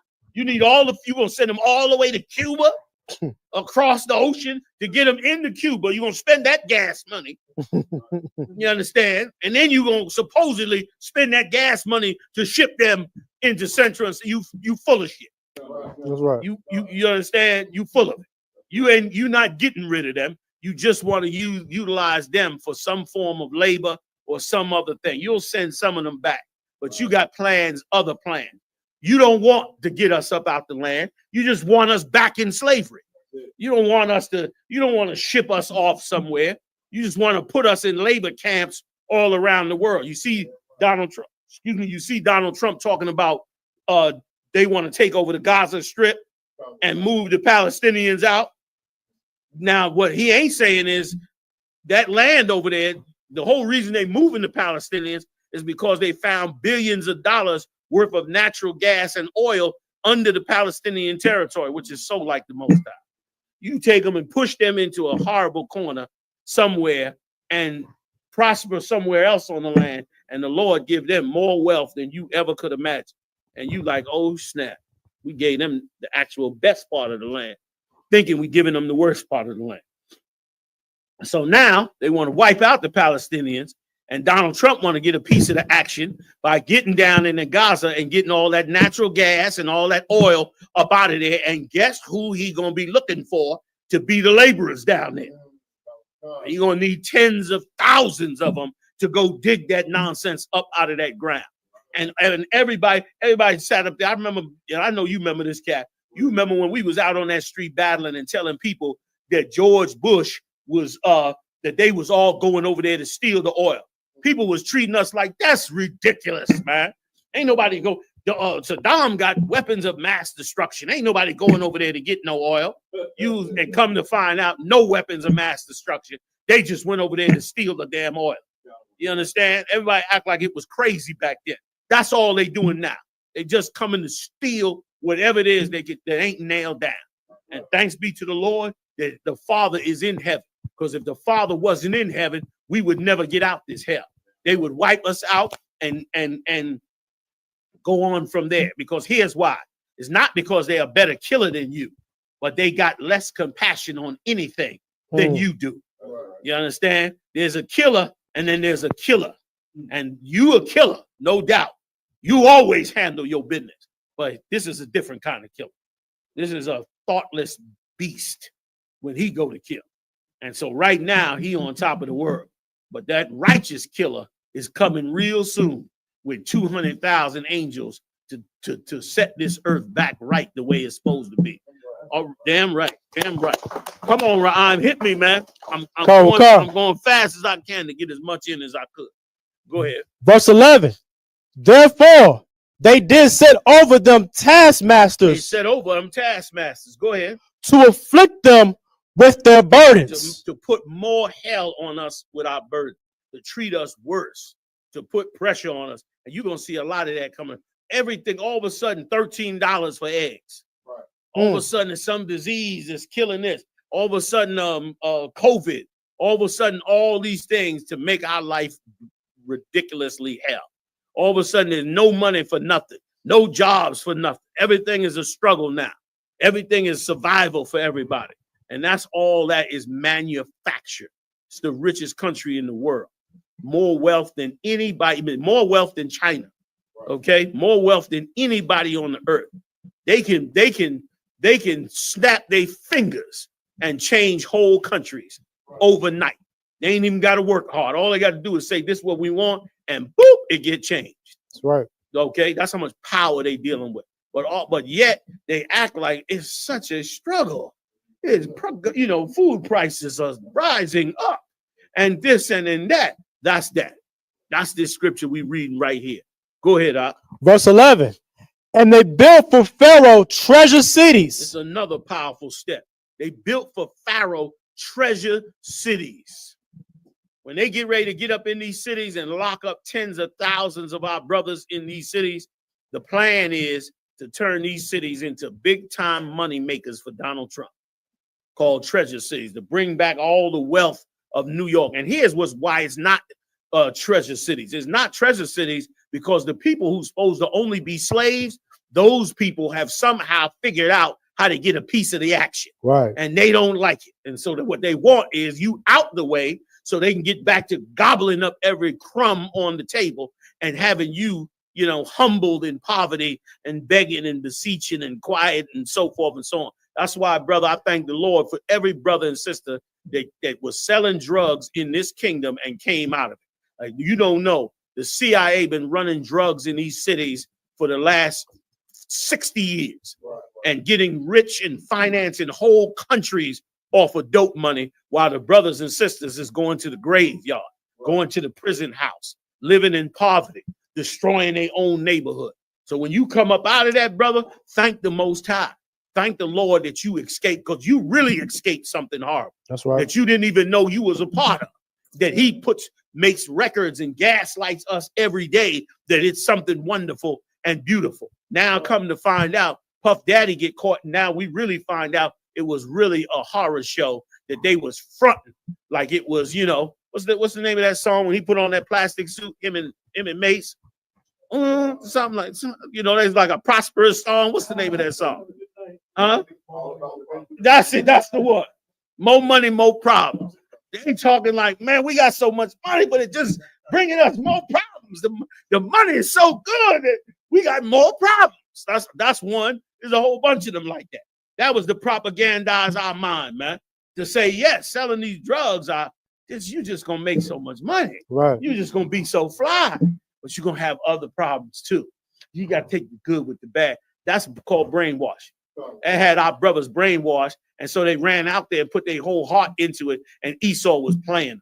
And that's why what you do in this truth is so important, because you give brothers a chance to escape that world and to repent from that world, be brand new, and carry the Most High's word on and save other brothers. Like that experience that you had in that world, that experience, you get to carry that experience to other cats who in that world who ain't gonna otherwise understand nobody but you. They only gonna understand you. And so the fact that you can say that to them and bring them out of that world, Brakatha Yahweh Bahashem Yahweh Shah for that. You understand? Because we're gonna need each other in 2 seconds. Come on, Ryan, hit me. Call. Verse 11. And they built for Pharaoh treasure cities. Go ahead. Python and Ramesses. Verse 12. But the more they afflicted them, the more they multiplied and grew. This is what you got to see spiritual. As you see this hell breaking out, smile. Because the more they, read it again. But the more they afflicted them, the more they multiplied and grew. The more we multiply and grow. Now they getting ready to try to wipe out our tribes. That's right. They're getting ready to try to cut us off. You understand? They're getting ready to try to starve us. Before you know it, Issacharites will be in cages picking fruit again. Okay. You understand? For the price of a candy bar a month. And they'll be doing that again. But what's going to happen? We're going to still prosper. They're going to find ways to get their wives into them jails. Right. They're going to find ways to see their children. They're going to have find ways to get their wives pregnant. They're going to prosper with their kids. And one of them, I'm about to play a tape of one, brother. But before I play it, I'm gonna tell you what else they just came out with. They said they came out with that Issacharites families are signing their children over to black women. That's unheard of. Good night. They signing the children over to black women so that the women can be guardians, so they can go to school and pick up the kids. Because if the parents go to school, ICE be waiting for them and snatching them up, leaving their kid out there with nobody to take care of. And especially since Donald Trump turned around and said, you know, I don't care whether they're criminal or not. If they're an illegal immigrant, I'm getting them out. Remember, it was supposed to be just criminal. All these rapists and all this bullshit. But once that didn't stand, now he got to turn around and get rid of all of them. So what we seeing now is some unprecedented righteousness. Like this, let me tell you something. This is such a spiritual time. Like, because of the pressure that this animal put on our people, we are forced to put our trust in each other, which is an amazing thing. Like for Issacharite, who the tribe of Issachar raised their babies, brother. They don't play that. Them women cross the street with 2-3 babies in their hands. You understand? So, you know, the fact that they sign those babies over to black women and trust them with their babies, and listen, sign them over as guardians so that if they get deported, that baby has to stay with that black woman. She got to raise that baby. And the sisters are doing it. The sisters are like, you understand? And they doing one more. They fighting the ICE agents that try to take these babies away. Now, there's one tape out there, brother, that I cannot find. But it is a tape like you never seen before. This black woman out is sitting there bawling. I mean, bawling. Because the ICE agents took away a bunch of these Issacharites' parents. And she's sitting there with these Issacharites out bawling at the fact that they would do something like this to these children. She started describing it. She said, these are my children in my class, and they so wonderful, and they so kind, and they studying and going and all that. That tape I don't have. So maybe at another occasion. But this tape, I've been wanting to play this tape. You got the Shapar and the Posh tape? Let me see which one. What is? It should say from Chapon and Posh. Chapon got this tape for me. It says Mexican sister. Come take a look. Oh shit, I'm sorry. Oh, that's one. Is that the same one as this one? Oh, It is? Yeah, plaid shirt. That's it. Come on with it. Oh, the water sis. Oh, you found it. Oh my God, the water. Okay, we're gonna play two. I'm gonna send this tape. I'm gonna send it to you, Malquab. You send this to him. All right. We're gonna show the real deal now.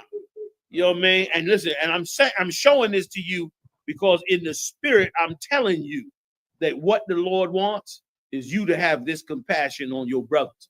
And know this, for all those that hate us and think we should not care about our Latino tribe, trust me when I tell you, in 2 seconds, you are going to need those Latino tribes.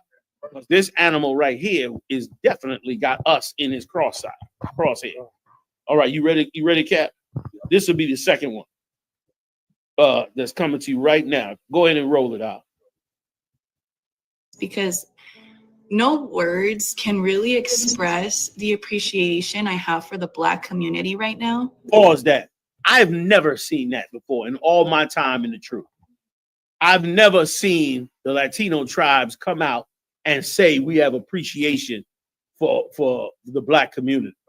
They've never had a reason to say it. They've never thought they was obligated to say it. It was always just a few individuals who said that they loved, their Black brother or was down with their brothers. But as a community, they have never done it, and we have never done it for them.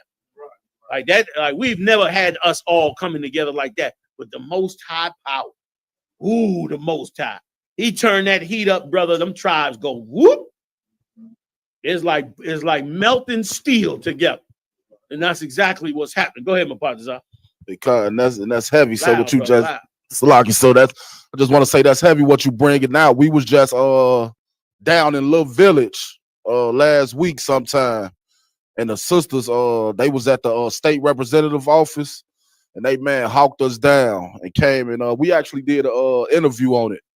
You know what I'm saying? And the sister, sir. We actually did an interview on it. And the sister was just I never saw so much appreciation from the Issacharites ever. You know what I'm saying? Because Esau, he make us believe that we enemies. Right. Like he make everybody worship him. But then when he turned on you, you realize, damn, I never was backed up by him. He never gave a damn about me. So you start looking around and seeing, well, who's gonna have mercy on me and mine? And then you find Jake. Jake always understands, or vice versa. Issachar always understands. It's different in a lot of other states, but brother, I grew up in New York City with the tribe of Ephraim. I mean, door to door, Black here, Latino, Black, just like that, door to door in the projects, all that. And brother, we was one in there. We came together when it was something we had to deal with. We came together as one. We had our differences. You know what I'm saying? Because we believe we was two different people in our ignorance. But when it came to some issues, we was one. You are not going to tell me, I lived it. So I know when that pressure get on, I already know what the other tribes is getting ready to do. And I already know what the tribe of Judah is getting ready to do. They're going to come together. I'm saying this off experience, not to mention the biblical prophecy of what's going to happen. You know what I'm saying? Come on and roll that. Thank you so much from the bottom of my heart. And I know I'm speaking on behalf of many Mexicans right now. Okay. You guys, if you guys don't know, they're coming into our schools and they're taking our children. That way, when the parents come up to pick up the kids, they deport them. That's a monster right there. It's an absolute monster. Go ahead, Slug. The Black community, guys. Black women teachers. That's all I've seen so far. Black women teachers. I'm sure there's some Black male teachers, but Black women teachers are saying they're willing to fight for our kids. Pause that. I want to be a preacher. I want to be a judge. I want to be, what's the name of that new movie out? The 88 or some shit like that with them black women in the military with the man uniform. What's it called? The 80 something or something? The triple double 8 or something? Sound like a poker game. You understand? They done taught our women to want to be all that. When this is what our women was always supposed to be. You understand? They got our women thinking she should. Now imagine you becoming a soldier in the U.S. Imagine you right now in the U.S. military right now. And they shipping Issachar out because they coming to the streets next. Oh, they're going to have military on the border. They're going to bring military in the streets. In 2 seconds, you're going to have military soldiers all on the streets of Chicago. And now all those blacks and Latinos, women who thought that they was going to be all they could be, all them black women cops and all that, come to find out you had the stupidest job in the world. That the Lord gave you a way better job. The Lord gave you a job for you to be glorified by all 12 tribes as somebody greater than the average person. As the way she talking about black women now, brother, is like they willing to fight for our babies. Like she shocked. She can't even believe that they willing to go there. Those are how black women supposed to be raised. You understand? In the Israelite school of UBK, we raised as them type of women. Man, sisters that love them babies and take care of them kids, that will not kill them in the abortion clinic, that'll have compassion for their brothers and sisters' children in what they go through. They believe in feeding and taking care of men, believe in doing really righteous acts that make the men of the Most High more powerful than anything you've ever seen. Huh? So give it up, man, for all the tribes of women, but mainly for that black woman, you know what I'm saying? For what she's done. Finish playing it for me. Huh? We'll come on back to you, Ron. I don't think you understand what that means. I don't think you understand what level of sacrifice that is. We all know through history the police brutality that the black community has gone through. Pause that. Do you ever hear about the tribe of Issachar speaking up over black protests, over black person getting killed? Few in pockets. They do. I ain't throwing them off under the bus. They do. In different little pockets, but not as a whole tribe. Like you ain't had a black person get killed by the cops and thousands of Mexicans come out with all the blacks. You ain't never had that. You about to see it. It's about to come around the corner because she letting you know, look, we all know historically what the black community go through with the cops and all that. And she's saying to herself, well, how could these women be so courageous to turn around now after all they've been through and say, we don't care what happened to us in all the past. We're going to still protect these babies. That's not even our tribe. Brother, she like what she's seeing the real spirit of the tribe of Issachar, and she is shocked. She is shocked. She's seeing the real spirit of the tribe of Judah, and she is shocked. She's seeing how it's really supposed to go down, and she is shocked. Go ahead, Op. They're basically, gosh, I really. You sure? Okay, that's it on that. All right, give me. You got the new one. You sent him the new one. You got it. Come on, play that one, and then after that, we're gonna do the doll test. Remind me, Cat. We're gonna show y'all not the doll test where the black kids ask which is the evil doll. We're gonna do the doll test where the white kids ask who is the evil doll. Because everybody now know about the evil doll test where the black kids say that the black dolls are evil. But what would the white kids say? Let's see what they got to say about it. So that'll be after this. Read it. Let's play this one out if we could. Hello, TikTok. I am a little emotional right now. I am a teacher in Mississippi. I have Hispanic students. Yesterday, my Hispanic students were not present. Today, one of my students came back. When it was time for parent pickup, their parents were not the ones that picked them up.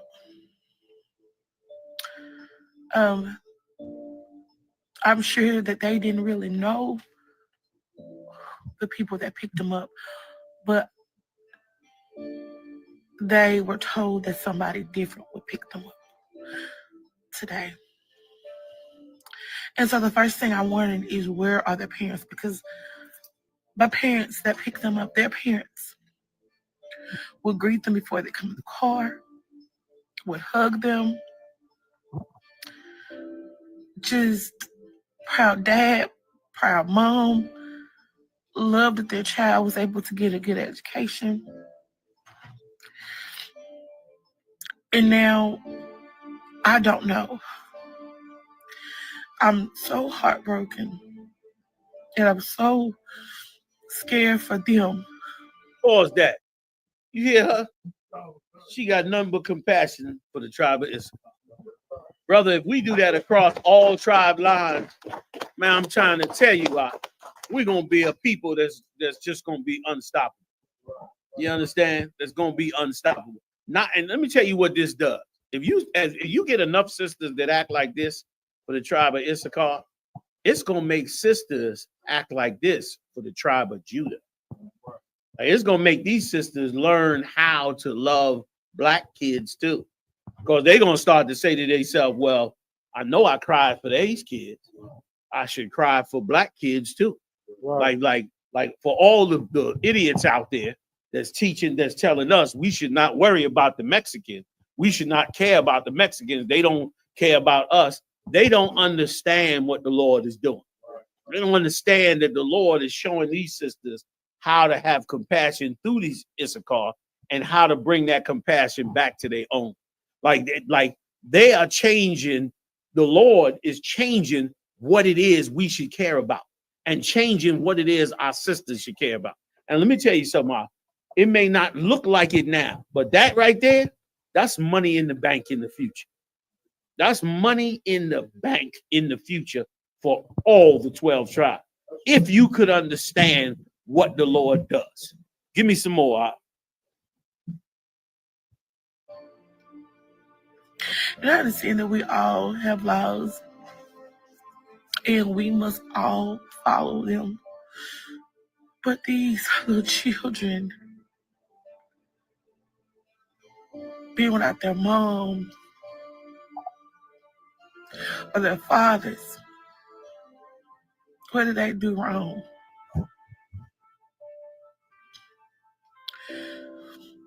When I chose a person that I wanted to vote for, you can stop it right there. She going into her politics. But brother, listen, what if you put that in every black woman? What if from seeing this, every black woman could start to make that bridge back to that for our own children? That's right. Now here's the real scary part. What if the tribe of Issachar see this and decide they're going to do the same? Now you got a problem. Now it's going to be just like the Lord said, that they become powerful together. And then they could possibly turn against us, at least in their mind. They could turn against us when war breaks out. Okay. Let's go back to the scriptures. But now you had something else. I asked you, I said, which one? Oh, yeah, the white girl test. Keep going, I'm going to finish this up, then I'm going to do the white girl test, all right? Interesting test, too. This is Exodus chapter 1, verse 12. But the more they afflicted them, the more they multiplied and grew. The more we going to grow in this madness that they bringing on. Because the Lord is going to do things with us that they never expect. Go ahead, And they were grieved because of the children of Israel. What? And they were grieved because of the children of Israel. That's the racism you seeing every day. All the racism you seeing in the Trump administration is them being grieved for your prosperity. Grieved for you never getting down like they want. That's why they always got to act like they about law and order. While meanwhile, Trump up there breaking all the laws up there in the White House, stepping all over constitutional law, stepping all over all kinds of law. Why is he doing it? Because they don't give a damn about the law, but they care about putting you down. They care about finding enough laws to grind you and I down into power. That's what they really care about. And that's exactly what Pharaoh was saying back then. Read. Verse 13. And the Egyptians made the children of Israel to serve with rigor. Rigor means hard or tight. You understand? Like to serve with that kind of rigor. That's how we serve now. Any job you get on, you got hell from the supervisor. Any job you get on, they piling on more stuff. They hire you for one thing and then trying to get you to work 2 or 3 other things. Never paying you the proper wage. This is the richest country in the world. You understand? They could pay every person that's working on a job in this country $100 an hour, and it wouldn't even affect this country. It wouldn't even affect it. You understand? Like they put tariffs on the United States. You ain't even feeling the tariff. You know what I mean? Like America is full of wealth and power. Wealth and power because they have us here.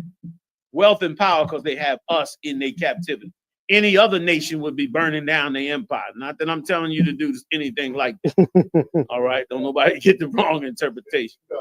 Understand? But that's why they do so well. Let's read. Verse 14. And they made their lives bitter. They made their lives bitter. And our lives have been bitter. All you got to do is look at brothers and sisters when you walk down the street, or while you on the bus or the train. Look at their faces in the morning, man. Some of their faces is hiding horror story. We was in that nice restaurant not too far from here the other day, right? And we eating in the restaurant, man. I'm looking at the people. I'm scanning the room.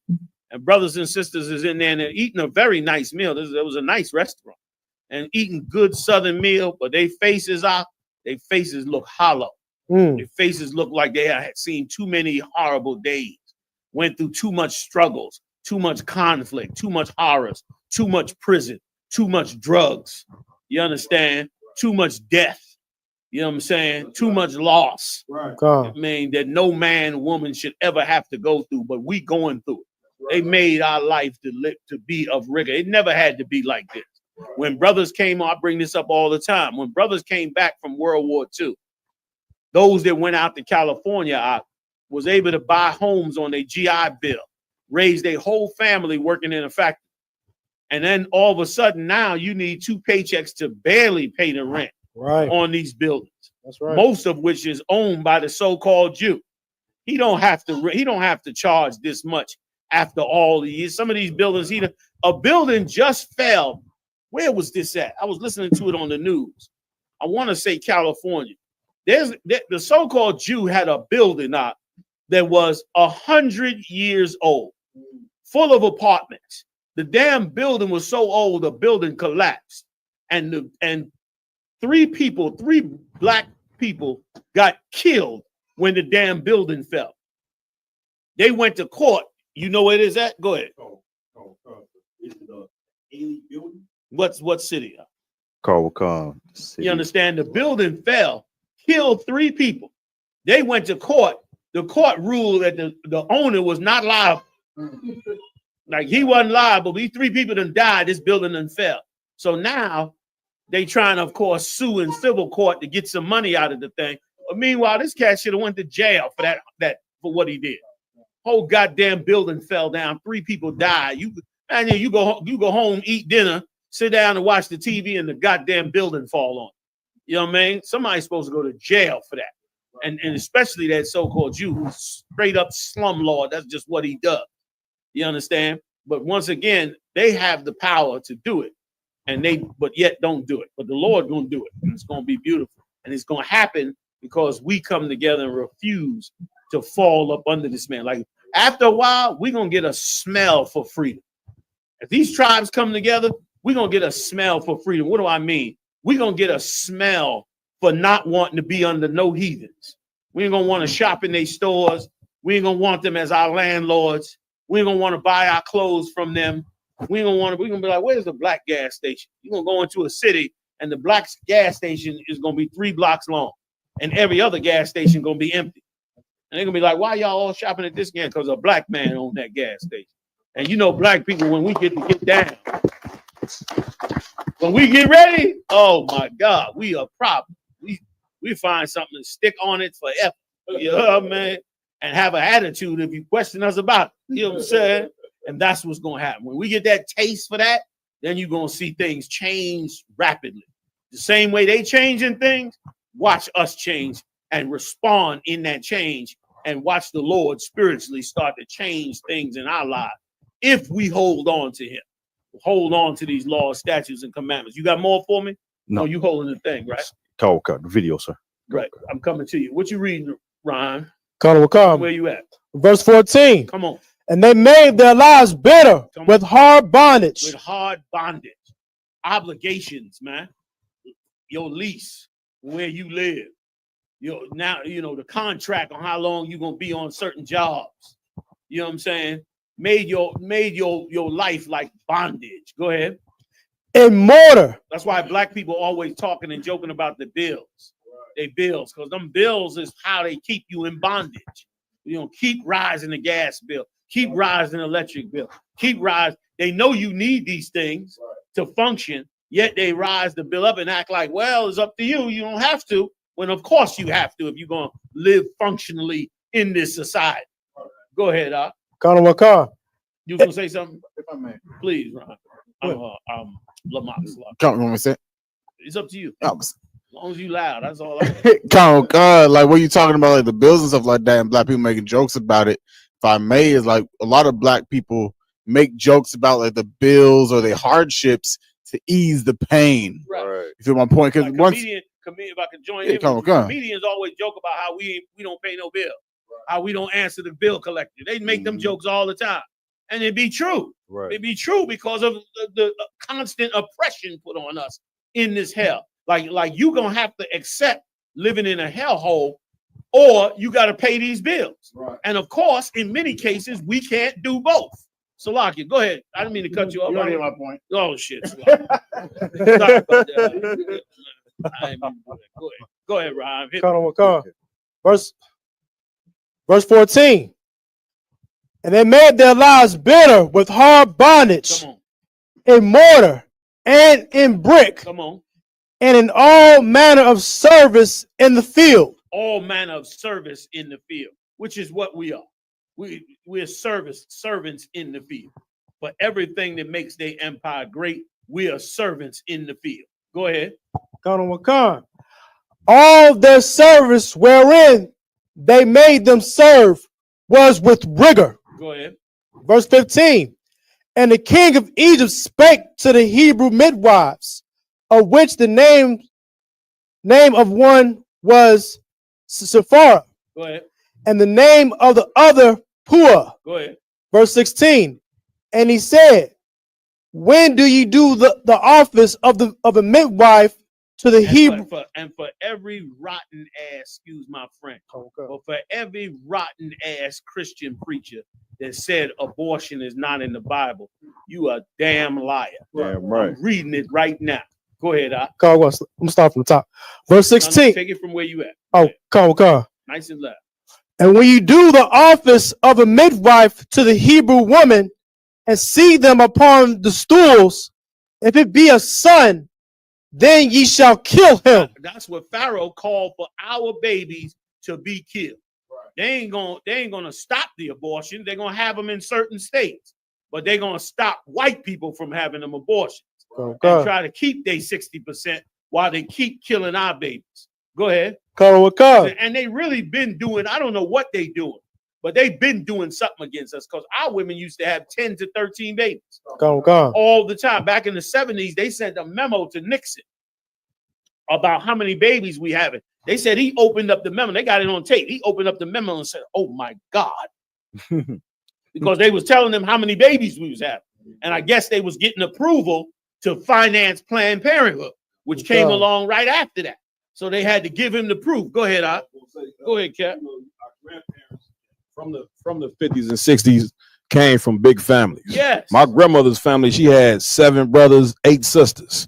And all majority of black families was like that. Yeah. Then what you saying in the 70s, that's when they came with the abortion start revving up the abortion clinics to basically eliminate us. Yes. And now spiritually, you know, a sister don't, man, she don't, you 10 babies, she push out 3 babies, man, shit, she like, that's it. It's a wrap. You know what I'm saying? You hear a black man got 5 kids nowadays, he got a lot of kids to a lot of people. You see what I'm saying? So spiritually, they done made our women to where they don't even want to have kids now.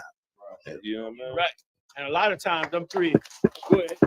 A lot of times them 3 babies was on the back of 3 previous abortions. Then she decided to start having them kids. There'd be a ton of that going on, and that is learned behavior. You know what I'm saying? We shouldn't be angry at our sisters directly for it. We should try to educate them and get their head right, because they don't understand what it is they caught up into. And it's our job to help them get that way, and it's our job to make sure that we constantly carry that spirit of anti-abortion. You know what I mean? From the gate. So this way, you know what I'm saying, she know from the start that ain't the road we trying to walk down. Go ahead, Rhyme. Come on. Con. If it be a son, then ye shall kill him. Right. If it's a son, you should kill him. If it's a girl, you can keep her alive. Go ahead. Con. But if it be a daughter, then she shall live. Come on. Verse 17. But the midwives feared the Most High. Right. They feared the Lord more than Pharaoh. Right. And which is what we need again. We need our sisters to fear the father and the brothers more than fear Esau. And then we would never, then our sisters will follow what we saying and not what this clown is saying. Right. You know what I mean? She's following what he's saying because her fear of losing her job, fear of losing her career, fear of being able to survive in this kingdom. Right. Fear of those things. That's what lead her right into the abortion clinic. You understand? All the propaganda coming out of the TV and the airwaves to break her spirit. Go ahead, Con. And did not as the king of Egypt commanded them, but saved the men children alive. But say those were some courageous sisters. Remember, they were heads of midwives, running whole operations of women that's supposed to kill off these babies.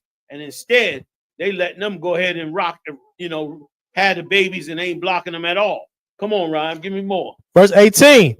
And the king of Egypt called for the midwives and said unto them, why have ye done this thing and have saved the men children alive?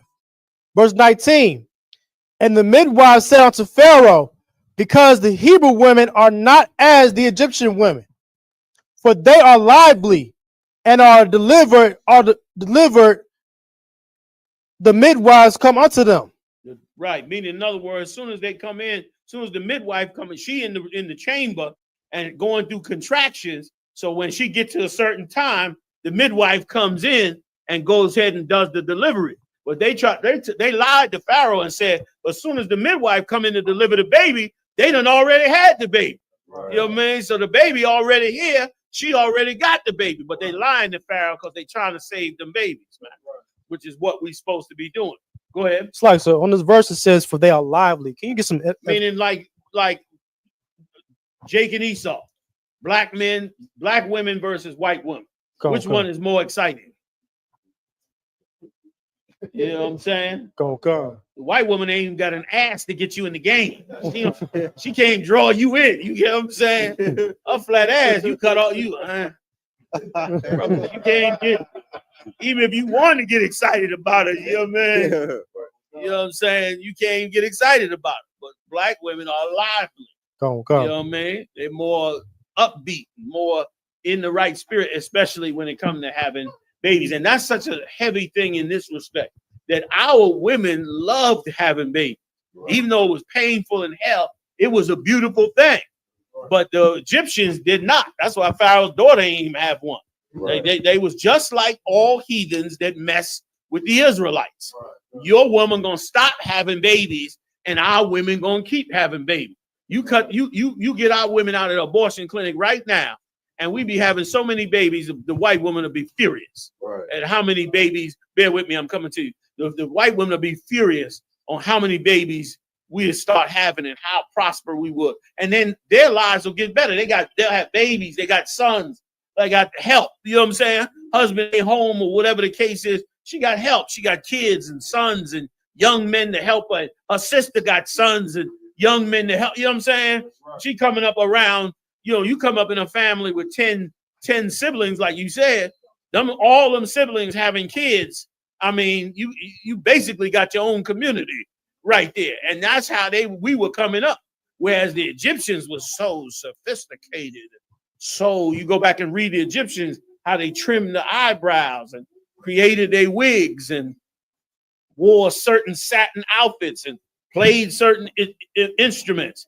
That's what really, and had homosexuality. All that went on in ancient Egypt that, of course, nobody, especially no black Egyptologist, ever wants to talk about, because he don't want Egypt to look bad when Egypt was just like America.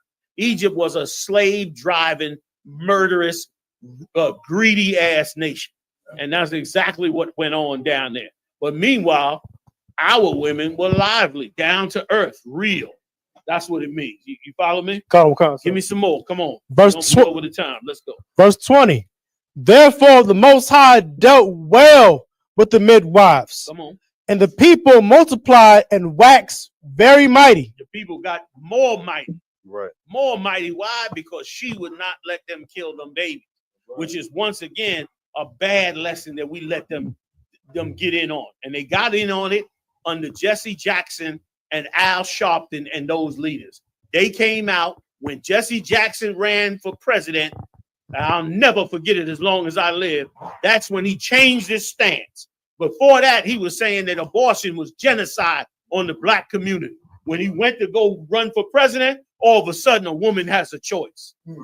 And then from then on, women were killing our babies. And just this last year, we took them statistics between blacks and Latinos, 750,000 abortions in America. They are now opening up what they call super abortion clinics. And they anticipate, that's right. Go look it up. Detroit just opened up the first super abortion clinic. And they turned around and said, we anticipate to have up to 11,000 abortions a year in this one unit.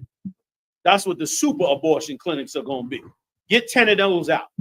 10 of those clinics out, you got 100,000 off of the clip, just off of those super abortion clinics. Like what they doing to us. And here's the other part, if I could, which is why it's so important. It was part of our survival, according to the Bible. Right. Not killing our babies is a direct part of our survival. But in our subconscious, having those babies means no money to feed them, no clothes to clothe them. You understand? When we lost the ability to think about hand-me-downs, we thought we lost that ability to think that way. And because of it, we think it's too much on us. And here's something else. That mindset is what kills the spirit on black women. Right. They'll say it all day. I don't want all those kids. I don't want all that headache.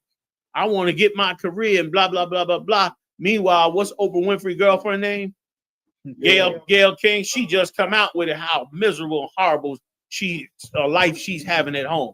This broad, 60-something years old, wealthy as she could be, got all the plastic surgery she ever want, and she's as miserable as she could possibly be. But she got no children, no husband, no family life, no connection, no legacy to leave, none of those things. But so busy being caught up into Esau's mindset of having a so-called prosperous career.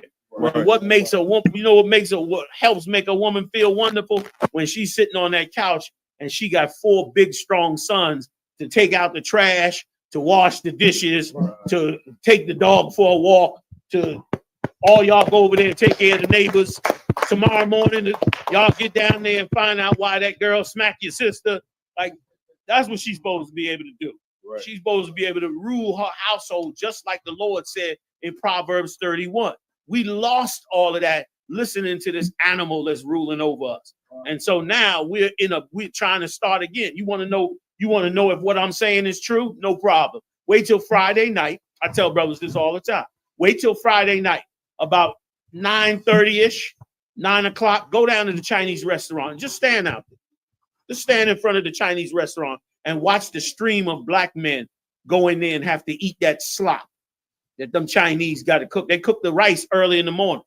and then they heat it up for everybody as they go on. That fried rice you eating, they cook that rice early in the morning, sometime the night before. Then they heating it up in the wok with the vegetables, and they pour that slop on you. General Soul's chicken, who knows what's in that dumpling dough that chicken is wrapped up in, feeding us that third grade slop. And does anybody know what monosodium glutamate? First of all, does anybody know who created monosodium glutamate? It was created by the Japanese. And guess why the Japanese created it? Monosodium glutamate is a chemical, is a salt chemical that's designed to make you able to eat rotten food after it's turned rotten. Like you could take rotten food, fill it with monosodium glutamate, cook it, and the person eating it will not be able to tell that this is rotten food. Not be able to tell, not be able to smell, any of those things. Then they, of course, sold it to everybody as a salt additive, when really it was used in the concentration camps in Japan on the American soldiers so that they could feed them old, rotten, sloppy food with monosodium glutamate in it. Like that was the way they was going to get that food to them. Like that was the horror we went through. We lost us, and we got to get back to us. And it takes all tribes to bring all the parts of what it is the nation of Israel really is together. Yeah, real quick. I know I'm over the time, fam. I so want to get this to y'all. I'm gonna stop talking right after Ryan finishes. I want to get one more tape to you about the dolls, and then one more, maybe two more quick tapes, and we out of here. Go ahead. Oh, slow. Verse 21. And it came to pass, because the midwives feared the Most High, that he made them houses. Verse 22. And Pharaoh charged all his people, saying, every son that is born, ye shall be cast into the river, and every daughter ye shall save alive. Now understand the was because Donald Trump is creating that atmosphere on us. That's why you wonder why it was white girls turning around saying, stopping black men from going into buildings, getting in front of people they call them Karens. Right. And acting like they the police or something. Why are they constantly taking this spirit? Because America is bringing this spirit in. That's what Pharaoh did. Pharaoh did something horrible. He told all his people, since the midwives didn't listen to him, he told all the Egyptians, if you see any baby born by these Israelites, throw that baby into the Nile River and kill it. And they did it too. Our baby, the bones of black people's babies are all, don't tell me the Egyptian empire was wonderful. The bones of black people's babies is lined up down the Nile River right now.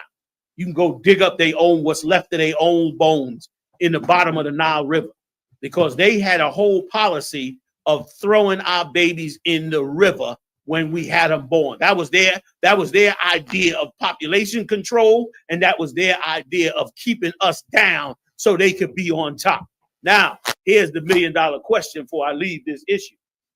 What happened after they started throwing our babies in the river? Go ahead, Mapatazar. Did they start having sex with our women? Nope. What happened after they threw our babies in the river? So we stopped having children after that. That's true, but to a degree, but something greater happened. What was the great thing that happened after they started throwing our babies in the river? Wildlife and whatnot. Come on, y'all missing it, scholars. Something amazing happened. Remember, they put us in hell. They made us work hard. They stripped us of everything. They started killing our babies. They was in full mode to put us underneath them. Apatazar, give it to me. Did they children start dying? Yeah, give it to me.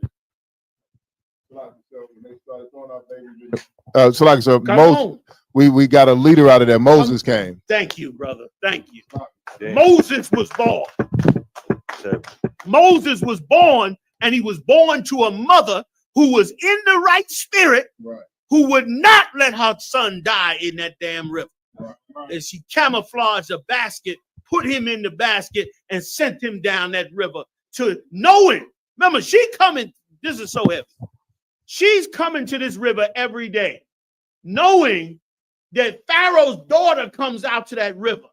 And from far off, she's watching Pharaoh's daughter, this super rich Egyptian woman. Right. And just from watching her, she could tell that this woman don't have no children. Right. And that she's depressed for not having no children.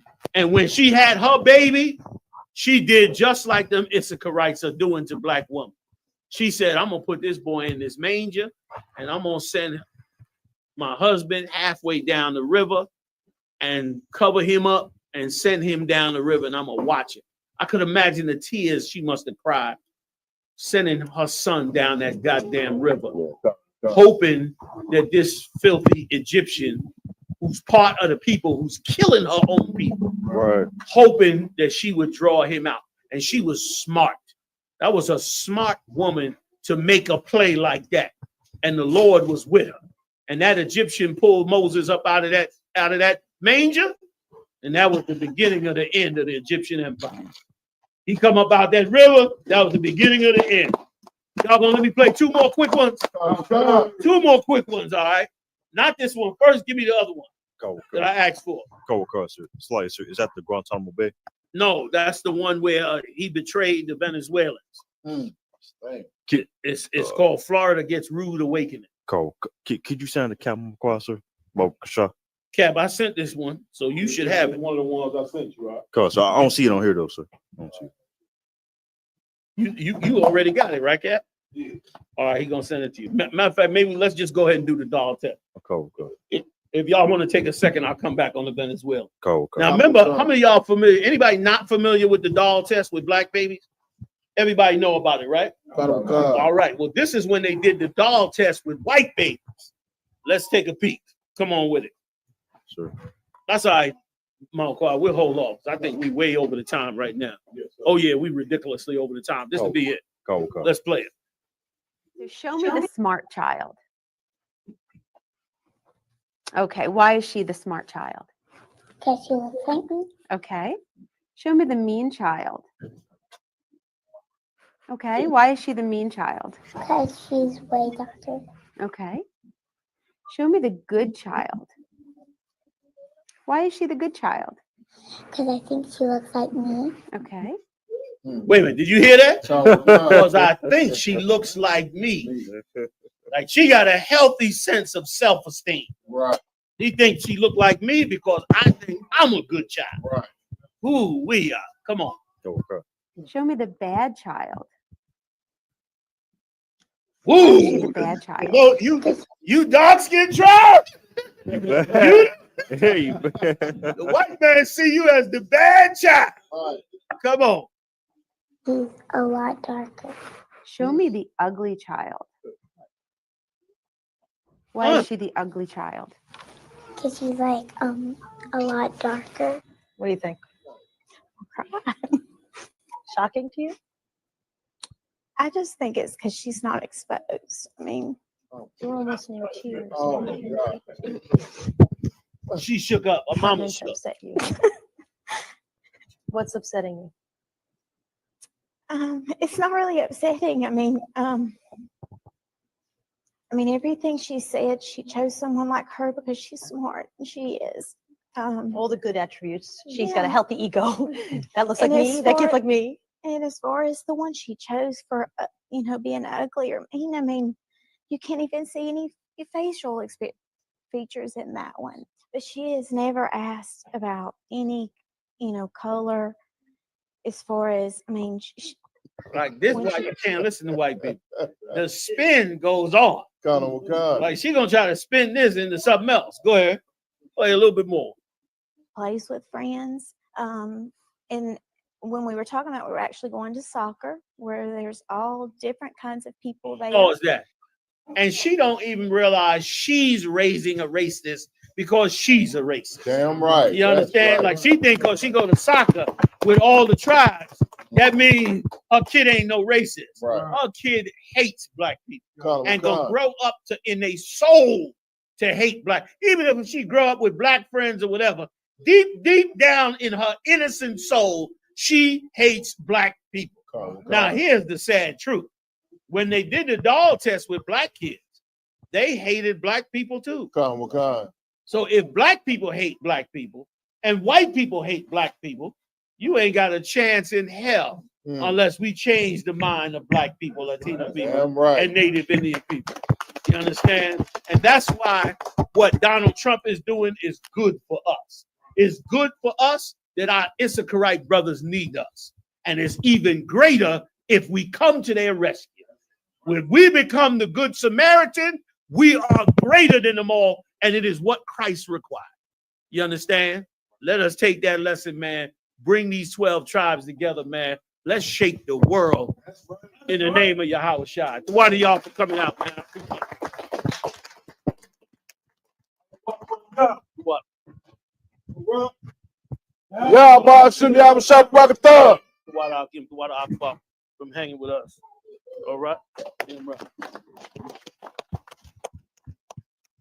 I want to take the water to the sister for the food. It's the water for all the brothers, man, that went through the damn right. And all the brothers that went through the struggle, you know what I'm saying, for 2 days, up and down the stairs with the furniture, driving them crazy. I know y'all thought it was a plot. I know y'all thought it was a test by Mount Quad. But no, we was trying to get it all together. So I want to thank y'all for hooking it up, man. All right. The water. Shalom. Yeah, go ahead. Individual Amal Shabbat, Margin, Barak. And let's give definitely a courtesy salute to the Midwest Monster of Mayhem, my main man holding it down as always, Captain Mawakwa, doing a hell of a job with the work of the Lord. I'm Majim Shabbat. I'm Majim. Rock.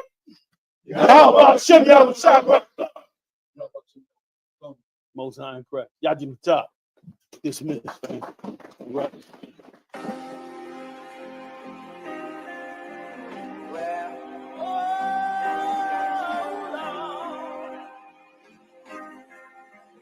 Oh yeah, ooh Lord. And if you don't give it, you won't get it. That's right. I give her all my love. Hey, bring that shit up, Trace. I came from the streets to the shy, where wicked and evil collide. If it was illegal, we tried ambition to get us a piece of the pie. Had so many demons inside, was them in the gleam of my eye, killing my innocence. All of my vision of reading the sign and seeing demise. We've been deprived the basic necessities, that and cocaine, a satanic recipe. Refusing to claim it as destiny, sins of the fatherly children in jeopardy. The family addiction affected me, affliction of prison, the death of me. Not even the thought of my legacy, living in hell, how you hating your pedigree. Been definitely holding the grudge, letting it go, cause no hoe is in us. If we don't connect, then you know what it was. When West and no cowards is rolling with us. Steps was all in the mud, feeling the pain like salt in the cut. The blessing is all of these lessons, no question. We taught them in blood, it's all for the love. Yeah. The blessing is all of these lessons, no question. We taught them in blood, it's all for the love.